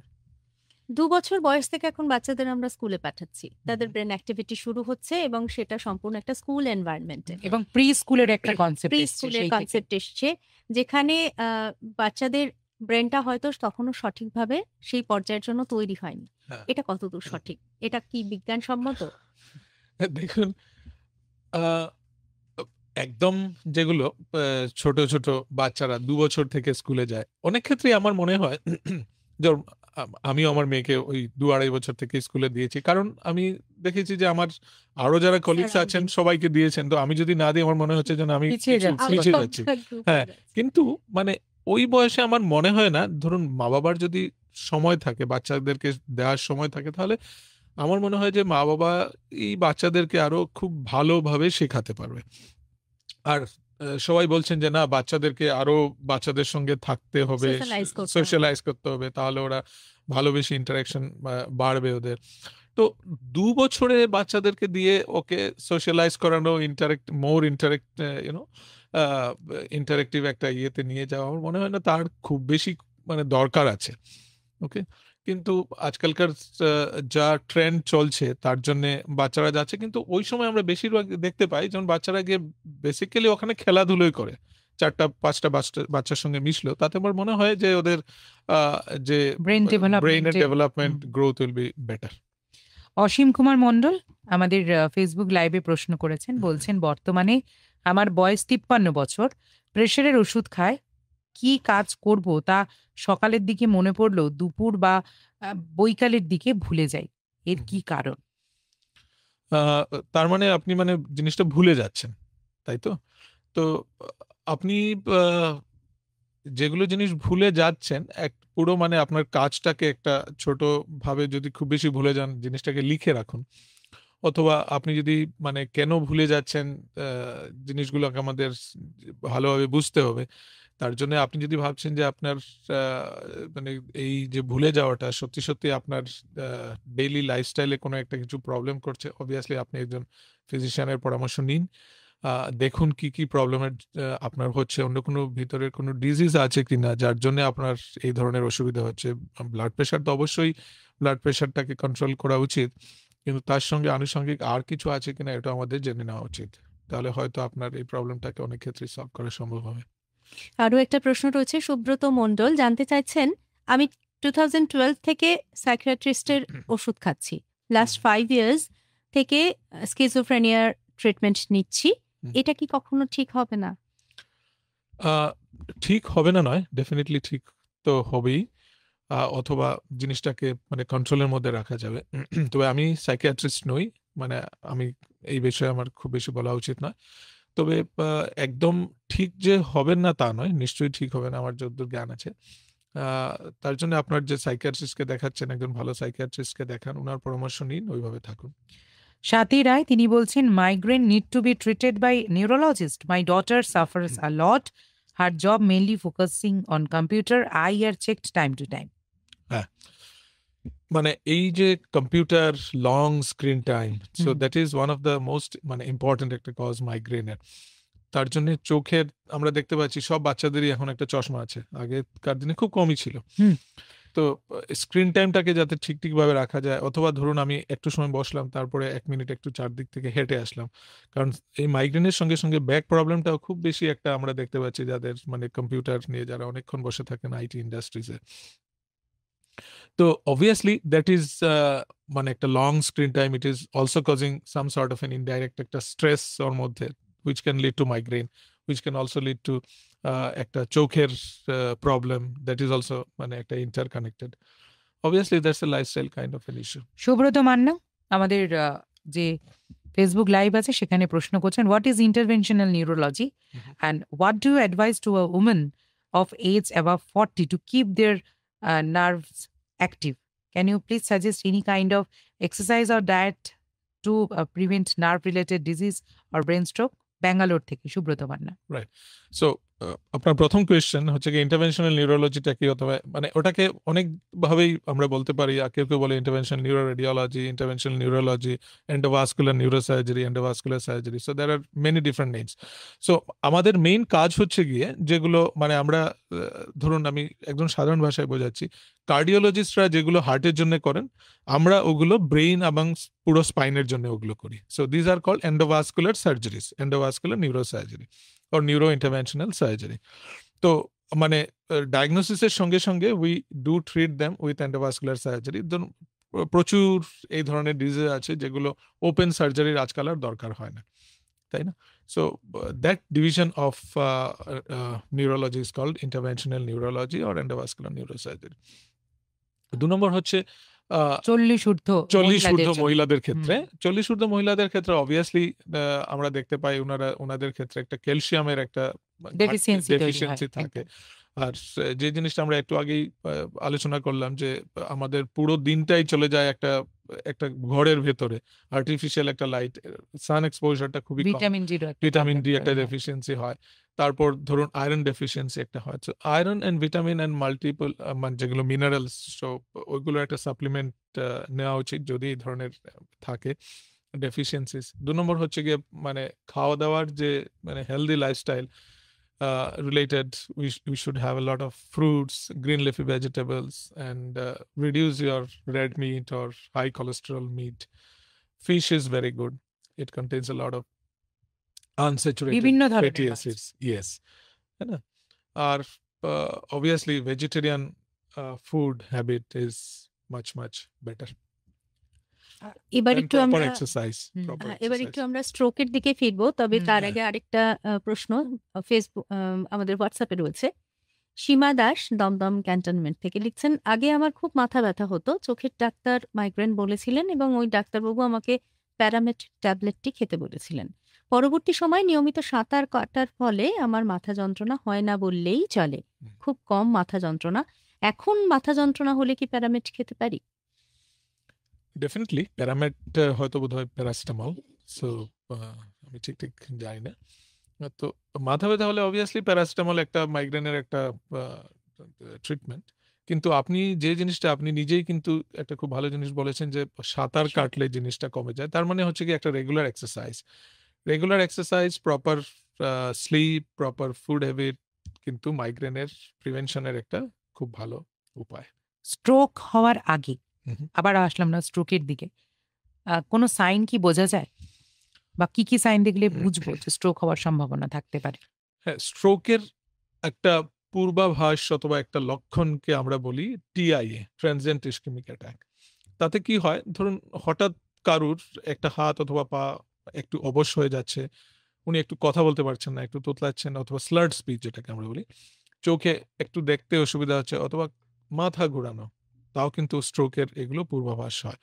এই যে আমি বললাম যে হাত পা একটু উইকনেস হয়ে যাচ্ছে, এইগুলো যদি ধরুন 1 ঘন্টা অথবা তার থেকে একটু বেশি সময়ের মধ্যে জিনিসগুলো আবার ঠিক হয়ে যায়, তখন ওটাকে আমরা বলি ট্রানজিয়েন্ট ইসকেমিক অ্যাটাক। কিন্তু জিনিসগুলো যদি পারসিস্ট করছে আর এটাকে একটা পার্মানেন্ট একটা ডেফিসিটে পরিণত হয়, ওটাকে আমরা বলি স্ট্রোক। যাদের ক্ষেত্রে ধরুন যারা খুব বেশি ওবিজ, যাদের ওয়েট খুব বেশি, যারা স্মোক করছেন, যাদের ডায়াবেটিস আছে, যাদের লাইফস্টাইল খুব বেশি সেডেন্টারি লাইফস্টাইল, যাদের এক্সারসাইজ করছেন না, ফুড হ্যাবিট একটা উল্টোপাল্টা ফুড হ্যাবিট, ঘুম খুব খুব কম, যাদের জেনেটিক একটা প্রিডিসপোজিশন আছে, যাদের ফ্যামিলি হিস্ট্রি আছে, ওদের ক্ষেত্রে কিন্তু মানে খুব বেশি সতর্ক হওয়া উচিত, কারণ স্ট্রোকের এগুলো একটা রিস্ক ফ্যাক্টরস। স্ট্রোক যদি হয় বাড়িতে কারোর, বাড়ির লোক হিসেবে আমাদের কি করণীয়? দেখুন, স্ট্রোকের আপনি কিভাবে বুঝবেন, হুম। লেমন হিসাবে আমরা কিভাবে বুঝবো যে আমার স্ট্রোক হয়েছে? আমাদের কিন্তু বি ফাস্ট বলে একটা অ্যাক্রোনিম আছে, ওটাকে জানা উচিত। বি হচ্ছে কি ব্যালেন্স। হ্যাঁ, ব্যালেন্স। হঠাৎ হাঁটতে গিয়ে একটু টাল খাচ্ছি, আমি হাঁটতে পারছি না, হঠাৎ হচ্ছে। ওটা কিন্তু এরকম নয় যে একজন বলছিলেন যে আমার অনেক দিন থেকে মাঝে মাঝে হচ্ছে, ওটা কিন্তু নয়, হঠাৎ। ই হচ্ছে কি আই মানে আমি ধরুন হঠাৎ একটু চোখে ঝাপসা দেখছি, অথবা দুটো দেখছি, ঠিক আছে। এফ হচ্ছে গিয়ে ফেস, একটা মুখের একটা দিক কোনো সময় একটু ঝুলে যাচ্ছে, অথবা ড্রুপিং, কাজ করছে না, আমি একটু অসাড় ভাব মনে হচ্ছে, ঠিক। এ হচ্ছে গিয়ে আর্ম মানে হাতের একটু অবশ মনে হচ্ছে, অথবা কমজোর মনে হচ্ছে কোনো একটা হাত। এস হচ্ছে গিয়ে স্পিচ, মানে কথাটা জড়িয়ে যাচ্ছে, একটু কথা বলতে অসুবিধা আছে। এই যে বি ফার্স্ট, আর টি হচ্ছে গিয়ে টাইম। ওকে, টাইমটা আমি পড়ে আসছি, তো BEFAS, ঠিক আছে। এই 3-4টে লক্ষণ যদি কারোর ক্ষেত্রে আপনি দেখছেন, ওটাকে কিন্তু স্ট্রোকের একটা প্রধান লক্ষণ। তার মানে হচ্ছে গিয়ে টি আমরা কেন ওটার মধ্যে জুড়ছি, যে you should not be wasting any time. Okay, because time is because golden period. আমরা গোল্ডেন পিরিয়ড কি বলি স্ট্রোকের, যদি আমরা আগে ছিল 3 ঘন্টা, এখন 4.5 ঘন্টা অথবা তার থেকে একটু বেশি, আমি আসছি ওটার মধ্যে, আমরা যদি মানে স্ট্রোক রেডি সেন্টারে নিয়ে যেতে পারি, সময় নষ্ট না করে। ধরুন এই ধরনের হচ্ছে, আমি একজন জেনারেল ফিজিশিয়ানের কাছে গেলাম, উনি হয়তো ওনার মতো একটু ঔষধ দিলেন, তা কি হচ্ছে, উনি যে মানে উল্টোপাল্টা ওষুধ দিচ্ছেন তা নয়, আমি ওটা বলছি না, আমি বলছি উই আর লুজিং টাইম, তাই না? প্রপার ট্রিটমেন্টের সময় শুরু হচ্ছে না। তো ওই সময় নষ্ট না করে আমি যদি একটা ভালো সেন্টারে নিয়ে যেতে পারি, যেগুলো স্ট্রোক রেডি সেন্টার আছে আপনার আশপাশে, তখন স্ট্রোকের একটা মানে প্রপার কারণটা জেনে ওটা ট্রিটমেন্ট শুরু করা সম্ভব, তাতে আপনার স্ট্রোকটা কিন্তু পুরোপুরি সারিয়ে তোলা সম্ভব। এখন আপনি এই যে গোল্ডেন আওয়ারটা 4.5 ঘন্টার মধ্যে যদি আমরা পেশেন্টদেরকে হসপিটালে নিয়ে যাই, তখন আমরা একটা টিপিএ বলে একটা ইনজেকশন আছে, যে টিপিএ ইনজেকশনের মাধ্যমে স্ট্রোকটাকে পুরোপুরি সারিয়ে তোলা সম্ভব হয় অনেক ক্ষেত্রেই, যদি না খুব বড় একটা মানে শিরা ক্লট দিয়ে বন্ধ হয়ে যায় ইসকেমিক স্ট্রোকের ক্ষেত্রে। তখন কি হয়, আমরা নিয়ে যাওয়ার পর ইমিডিয়েটলি একটা সিটি স্ক্যান করি, একটা সিটি এনজিও করি, তাতে আমরা জানতে পারি যে স্ট্রোক আদৌ আছে কি না, না স্ট্রোক মিমিক হচ্ছে, মানে অনেক ধরনের জিনিস যেগুলো স্ট্রোকের মতোই প্রেজেন্ট করে। আর সিটি এনজিওগ্রাম করে আমরা বুঝতে পারি যে মানে শিরার কোন জায়গাটাতে ক্লট জমে আছে, ব্লকেজ আছে। ওটা যদি বেশি বড় হয়, তখন আমরা টিপি এর জন্য ওয়েট করে না, আমরা ডাইরেক্টলি ক্যাথ ল্যাবে নিয়ে গিয়ে ওটা মাথার ভিতরে সাকশন ডিভাইস আছে, স্ট্যান্ট আছে, ওটা দিয়ে পুরো ক্লটটাকে আমরা বের করে নিয়ে আসি, যেটাকে থ্রম্বেক্টমি বলা হয়। হ্যাঁ, তো এই যে থ্রম্বেক্টমি অথবা টিপিএ, এইটা কিন্তু এই দুটো মানে ট্রিটমেন্ট পুরো স্ট্রোকের ট্রিটমেন্টটাকে আজকাল মানে পুরো চেঞ্জ হয়ে গেছে। আগে কি হতো, স্ট্রোক হলে একটা মানে অ্যাসপিরিন দেওয়া হতো অথবা ব্লাড থিনার দেওয়া হতো, কিন্তু ওই জিনিসটা কিন্তু স্ট্রোকের পুরো ট্রিটমেন্ট নয়। ব্লাড থিনার আমরা দিই যাতে স্ট্রোকটাকে ফার্দার প্রিভেনশন করা হয়, কিন্তু অ্যাকিউট স্ট্রোক হলে পরে আমাদের কিন্তু সময় নষ্ট না করে স্ট্রোক রেডি সেন্টারে নিয়ে গিয়ে প্রপার চিকিৎসা করা উচিত। একবার স্ট্রোক হওয়ার পর রিপিট হওয়ার সম্ভাবনা থাকে বা শুনেছি আমরা এরকম বারবার করে হচ্ছে, এই ব্যাপারটা কি? স্ট্রোকটা মানে প্রথম অ্যাকিউট স্ট্রোকটা হলো, কিন্তু স্ট্রোকটা আমাদেরকে জানতে হবে কি কারণে স্ট্রোকটা হচ্ছে, তাই তো? আমরা একটা দেখলাম যে সিটি স্ক্যান করলাম, এনজিওগ্রাম করলাম, একটা ক্লট বসে আছে, আমরা ক্লটটাকে বের করে দিলাম, তারপর পেশেন্ট পুরোপুরি আবার সুস্থ হয়ে গেলেন, কিন্তু আমরা জানি না যে কেন এই ক্লটটা ফর্মেশন হলো। তার জন্য আমাদের বিভিন্ন ধরনের একটা ইনভেস্টিগেশন করা উচিত। ধরুন হার্ট থেকে স্ট্রোক হয়, হার্টে যদি অ্যাবনর্মাল বিটিং হয়, তার জন্য আমাদের একটা ইকোকার্ডিওগ্রাফি করা উচিত, একটা হল্টার স্টাডি করা উচিত। তাতে আমরা দেখতে পাবো যে অ্যাবনর্মাল কোনো বিট হচ্ছে কিনা হার্টের, অথবা হার্টের মধ্যে কোনো ক্লট জমে আছে কিনা, যার থেকে ছোট ছোট ভাবে ক্লটগুলো ভেঙে মাথার মধ্যে চলে যাচ্ছে, তার থেকে স্ট্রোক হচ্ছে। তার জন্য কিন্তু ট্রিটমেন্টটা আলাদা, আমাদের অ্যান্টিকোয়াগুলেশন করতে হয়, রক্তটাকে প্রচন্ডভাবে তরল করে নিতে হয় যাতে ক্লট ফর্মেশন না হয়। তারপরে ধরুন আমাদের ব্রেনের যেগুলো শিরা আছে ওগুলোর মধ্যে যদি কোলেস্টেরল জমে যায়, আমরা ওটাকে বলি plaque. Plaque is made of cholesterol. Cholesterol শিরার এক একটা মানে যেগুলো বাইফার্কেশন পয়েন্টস আছে শিরার, ওগুলোর ক্ষেত্রেই বেশি হয়। কোলেস্টেরল জমে গেলে শিরাটা একটু নেরো হয়ে যায়, আর ওটার উপরে আবার সেকেন্ডারিলি একটা ক্লট ফর্মেশন হয়, যে সময় প্লেকটা আলসারেটেড হয়। আর ওই যে মানে ক্লটটা ফর্মেশন হলো প্লেকটার উপরে, ওটা রক্ত যে সময় চলাচল হচ্ছে প্রবাহ বাধা দেয়, আবার যে সময় প্রবাহ হচ্ছে ওই রক্তের সঙ্গে ছোট্ট একটা ক্লটের পার্ট ভেঙে উপরে চলে গিয়ে একটা শিরাকে বন্ধ করে দিল। তো that is the cause of ischemic stroke. তখন আমরা কি করি, যদি এই ধরনের মানে ক্যারোটিড আর্টারিতে স্টেনোসিস থাকে অথবা ন্যারোয়িং থাকে, ওটাকে হার্টে যেভাবে স্টেন্ট বসে ওটাকে খুলে দেওয়া হয়, আমরা ওখানে স্টেন্ট বসিয়ে খুলে দিয়ে মাথার ভিতরে রক্ত চলাচল স্বাভাবিক করা হয়, আর ফার্দার স্ট্রোক প্রিভেনশনে সাহায্য করে। অবভিয়াসলি তার সঙ্গে আমাদেরকে বুঝতে হবে যে কেন হচ্ছে, হাই কোলেস্টেরল, ডায়াবেটিস, স্মোকিং, ওগুলো সবকিছু ট্রিটমেন্টও জরুরি। যারা সবেমাত্র ফেসবুকটাকে অন করলেন বা ফেসবুক ঘোরাতে ঘোরাতে হঠাৎ দেখলেন যে আজকের কি নিয়ে অনুষ্ঠান হচ্ছে, আজকের ওয়ার্ল্ড ব্রেন ডে, তাই ব্রেনের বিভিন্ন সমস্যা নিয়ে কথা বলছি। 100.1 FM গোল্ডের যে অফিসিয়াল পেজ রয়েছে সেখানে সরাসরি আপনারা আমাদের থেকে দেখতে পাচ্ছেন, আর তাছাড়াও আকাশবাণী কলকাতার যে অফিসিয়াল পেজ রয়েছে সেখানেও কিন্তু আপনারা আমাদের একেবারে লাইভ অনুষ্ঠানটা দেখতে পাচ্ছেন। মৌসুমী মল্লিকা রয়েছি স্টুডিওর এই প্রান্তে, আর আমাদের সাথে আজকের রয়েছেন ডক্টর সুকল্যাণ পুরকায়স্থ, যার থেকে আমরা ব্রেনের বিভিন্ন সমস্যার কিন্তু সমাধান পাচ্ছি, জেনে নিচ্ছি। আপনি জানতে পারেন 9903059992 এই নাম্বারে, আর তার সাথে 22488085 এই নাম্বারে ফোন করে, এবং আগের নাম্বারটা হোয়াটসঅ্যাপ করে। ইসকেমিক ক্লটের কথা বললেন, এবার হেমারেজিক স্ট্রোকের দিকটা একটু যদি বলেন। হ্যাঁ, হেমারেজিক স্ট্রোক দেখুন বিভিন্ন বয়সে হয়, বিভিন্ন বয়সে কারণটাও কিন্তু ডিফারেন্ট। যদি আমি দেখি যে ইয়াংদের ক্ষেত্রে কেন হচ্ছে, আমাদের এদিকে আমরা দেখি ময়াময়া ডিজিজ। ময়াময়া ডিজিজটা হচ্ছে কি একটা ইসকেমিক স্ট্রোকও তার থেকে হয়, হেমোরেজিক স্ট্রোকও হয়, মানে শিরাগুলো একটু সরু হয়ে বন্ধ হয়ে যায়, অথবা ভাস্কুলাইটিস আমরা বলি, ভাস্কুলাইটিস তার থেকে হয়। অথবা একটা প্রধান কারণ হচ্ছে গিয়ে শিরাজনিত কোনো মানে অ্যাবনর্মালিটি, শিরার কোনো একটা অংশ বেলুনের মতো ফুলে যাওয়া, যেটাকে আমরা বলি ব্রেইন অ্যানিউরিজম, ওটা রাপচার হয়ে গিয়ে স্ট্রোক হয়। অথবা আর্টারিওভিনাস ম্যালফরমেশন, মানে জন্ম থেকেই শিরাগুলোর একটা জায়গা একটু মানে কি বলবো একটা জটিল একটা কানেকশনস হয়ে যায় আর্টারিয়া ভেইনের মধ্যে, ওটা ফেটে গিয়ে স্ট্রোক হয়। এগুলো আমরা বেশি দেখতে পাই একটু ইয়াংদের ক্ষেত্রে। অ্যানিউরিজম অবভিয়াসলি 30, 40, 50, 60 এই ধরনের এজ গ্রুপের মধ্যে আমরা দেখতে পাই। অ্যানিউরিজমটা একটা খুব একটা প্রধান কারণ একটা সাবআরাকনয়েড ব্লিড অথবা হেমোরেজিক স্ট্রোকের। আরেকটা হচ্ছে গিয়ে যেটা তার থেকেও বেশি ইম্পর্টেন্ট হচ্ছে গিয়ে হাই ব্লাড প্রেশার জনিত যে স্ট্রোকটা, এটা অ্যানিউরিজম অথবা এভি ম্যালফরমেশন থেকেও কিন্তু তার পরিমাণটা অথবা মানে কি বলবো সংখ্যাটা অনেকটাই বেশি। High blood pressure, uncontrolled blood pressure. তো ব্লাড প্রেশারটা ধরুন কারোর ক্ষেত্রে বেশি আছে, উনি জানেন না স্ট্রোক হচ্ছে, অথবা জেনেও ইগনোর করছেন, ঠিকভাবে ঔষধ খাচ্ছেন না, তার থেকে স্ট্রোক হয়। তো ওইটাকে আমরা বলি হেমোরেজিক স্ট্রোক। কিছু হয় ধরুন এছাড়া অন্যান্য কারণের জন্য হওয়া সম্ভব, তবে এগুলো হচ্ছে গিয়ে প্রধান কারণ। তো এই সবগুলোকেই কিন্তু আমরা আইদার ওপেন সার্জারি অথবা এন্ডোভাস্কুলার যেগুলো ইন্টারভেনশনাল সার্জারি ওগুলো দিয়ে ট্রিটমেন্ট করা সম্ভব। আচ্ছা, এবার একটু আসি ব্রেন টিউমারের কথায়। ব্রেন টিউমার, সব ব্রেন টিউমারই কি অপারেশন করতে হয়? দেখুন, অধিকাংশ ব্রেন টিউমারই অপারেশন করে বের করতে হয়। এখন কিছু কিছু টিউমার আছে যেগুলো বিনাইন টিউমার, একদম ছোট, যেটাকে আমরা ধরুন বলি অ্যাকোস্টিক নিউরোমা, সোয়ানোমা অথবা ছোট মেনিনজিওমা, ওগুলোর ক্ষেত্রে অপারেশন না করে রেডিয়েশন দিয়ে ওটাকে সারিয়ে তোলা সম্ভব হয়। কিন্তু ব্রেন টিউমার দু ধরনের হয়, একটা হচ্ছে গিয়ে বিনাইন ব্রেন টিউমার, একটা হচ্ছে গিয়ে মেলিগন্যান্ট ব্রেন টিউমার।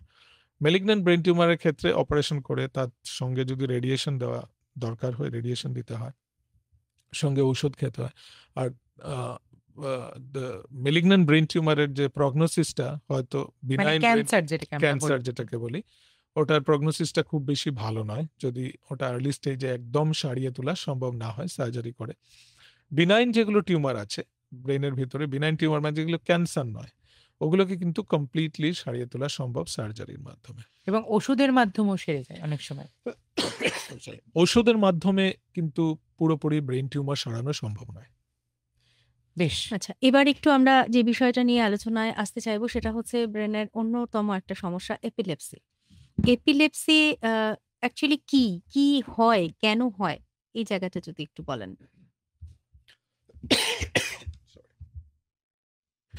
এপিলেপসি অথবা মানে খিঁচুনি, আমি জানি না বাংলায় কি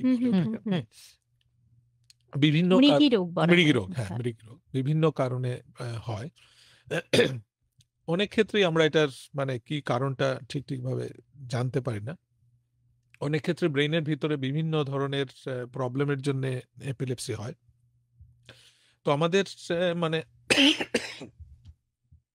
জানতে হবে যে এপিলেপসির কারণটা কি, আর তার থেকেই আমাদের জিনিসটাকে সারিয়ে তোলা সম্ভব।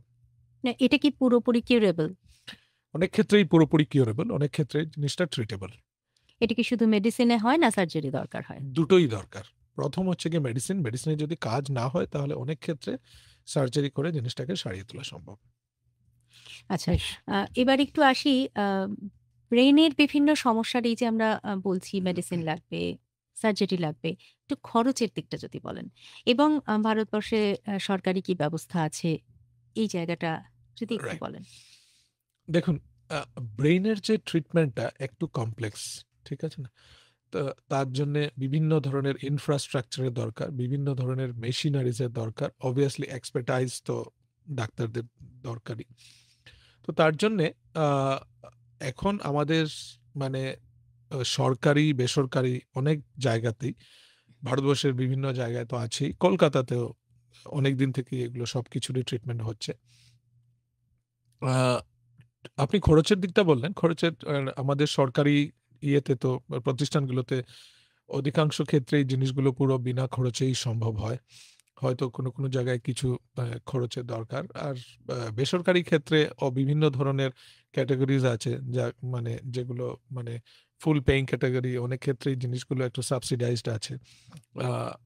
ডিপেন্ড করছে মানে কোন ধরনের ট্রিটমেন্ট, তার জন্যে অবশ্য খরচের ইয়েটা ডিফারেন্ট হচ্ছে। তবে আমি বলবো না যে জিনিসগুলো খুব বেশি আকাশ ছোঁয়া, জিনিসগুলো অধিকাংশ ক্ষেত্রেই সবার জন্য এটা আমরা জানতে পেরেছি যে আপনার কর্ম জীবনের একটা দীর্ঘ সময় আপনি বিদেশে কাটিয়েছেন। তো এখান থেকে একটা খুব জানতে ইচ্ছে করে যে in comparison with our country, বিদেশের সঙ্গে কতটা ডিফারেন্স, বিদেশে এবং চিকিৎসার সুযোগের ক্ষেত্রে আমরা কতটা আধুনিক, আমরা ঠিক কোন জায়গায় দাঁড়িয়ে আছি? আমি খরচের দিকটা বলবো, দেখুন বিদেশে বেশিরভাগই কিন্তু এগুলো সবকিছুই স্টেট স্পন্সর্ড। হ্যাঁ, আমাকে যে আমার যদি মানে ইন্স্যুরেন্স থাকে, আমি যেসব আমি ইংল্যান্ডে ছিলাম, ওখানে আপনি যদি ওখানকার সিটিজেন হন অথবা সিটিজেন না হন, তাহলে আপনার জিনিসগুলো পুরোপুরি কাভার্ড, আপনাকে আর এক্সট্রা পয়সা দিতে হচ্ছে না, আউট অফ পকেট মানে কি বলবো এক্সপেন্ডিচার ইজ অলমোস্ট নীল। কিন্তু ভারতবর্ষে যেখানটায় মানে এখনো অনেক কিছুই মানে এগিয়েছে, কিন্তু পুরোপুরি এখনো যে সবকিছুর চিকিৎসা মানে স্টেট স্পন্সর্ড হচ্ছে তা নয়। তার জন্য আমাদের নিজের থেকে অনেক ধরনের খরচ করতে হচ্ছে। কিন্তু যেগুলো আপনি ফেসিলিটির কথা যদি আপনি জানতে চান, তাহলে কিন্তু আমি বলবো আজকে আমাদের ভারতে অথবা বলবো না যে একদম ছোট ছোট শহরে, কিন্তু বড় শহরগুলোতে যে ধরনের ফেসিলিটিস আছে, এটা কিন্তু একদম পুরো ওয়ার্ল্ড ক্লাস ফেসিলিটিস আছে। বিদেশ থেকে সব ডাক্তাররা আসছেন এখানে, এসে they are coming back, they are treating. এখানের যারা ডাক্তার ওরা বাইরে যাচ্ছেন, শিখে আসছেন।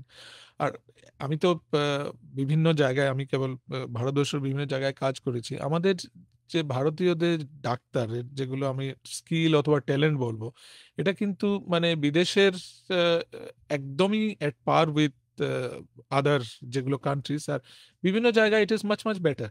আপনি যদি দেখুন NHS, ঠিক আছে, ইংল্যান্ডের NHS সিস্টেম, তার থেকে আমি বলবো তাতে মানে কনসালটেন্ট যারা আছেন অনেকই কিন্তু ভারতীয়। আমরা যদি ভারতীয় ডাক্তাররা যদি একদিন ওখানটায় স্ট্রাইক করেন, আমি পুরো বলছি মানে অন এয়ারই বলছি, তাহলে কিন্তু পুরো জিনিসটা পুরোটাই কলাপস করে যাবে। এতটুকুই they are dependent on Indian doctors and they are very highly rated Indian doctors. তার জন্যে আমি বলবো যে মানে ট্যালেন্টের দিক দিয়ে অথবা ইয়ের দিক দিয়ে ভারতে আর বিদেশে অবভিয়াসলি আমাদের একটা ফ্যাসিনেশন থাকে যে আমি যদি কলকাতায় থাকি আমি বোম্বে যাব, আমি যদি দিল্লিতে থাকি আমি সিঙ্গাপুর যাব, আমি যদি সিঙ্গাপুর থাকি তাহলে US যাব, বেটার জায়গার অপরচুনিটি, বেটার জায়গা। কিন্তু আমরা কিন্তু রিভার্সটাও আজকালকার দিনে দেখতে পাচ্ছি, ঠিক আছে।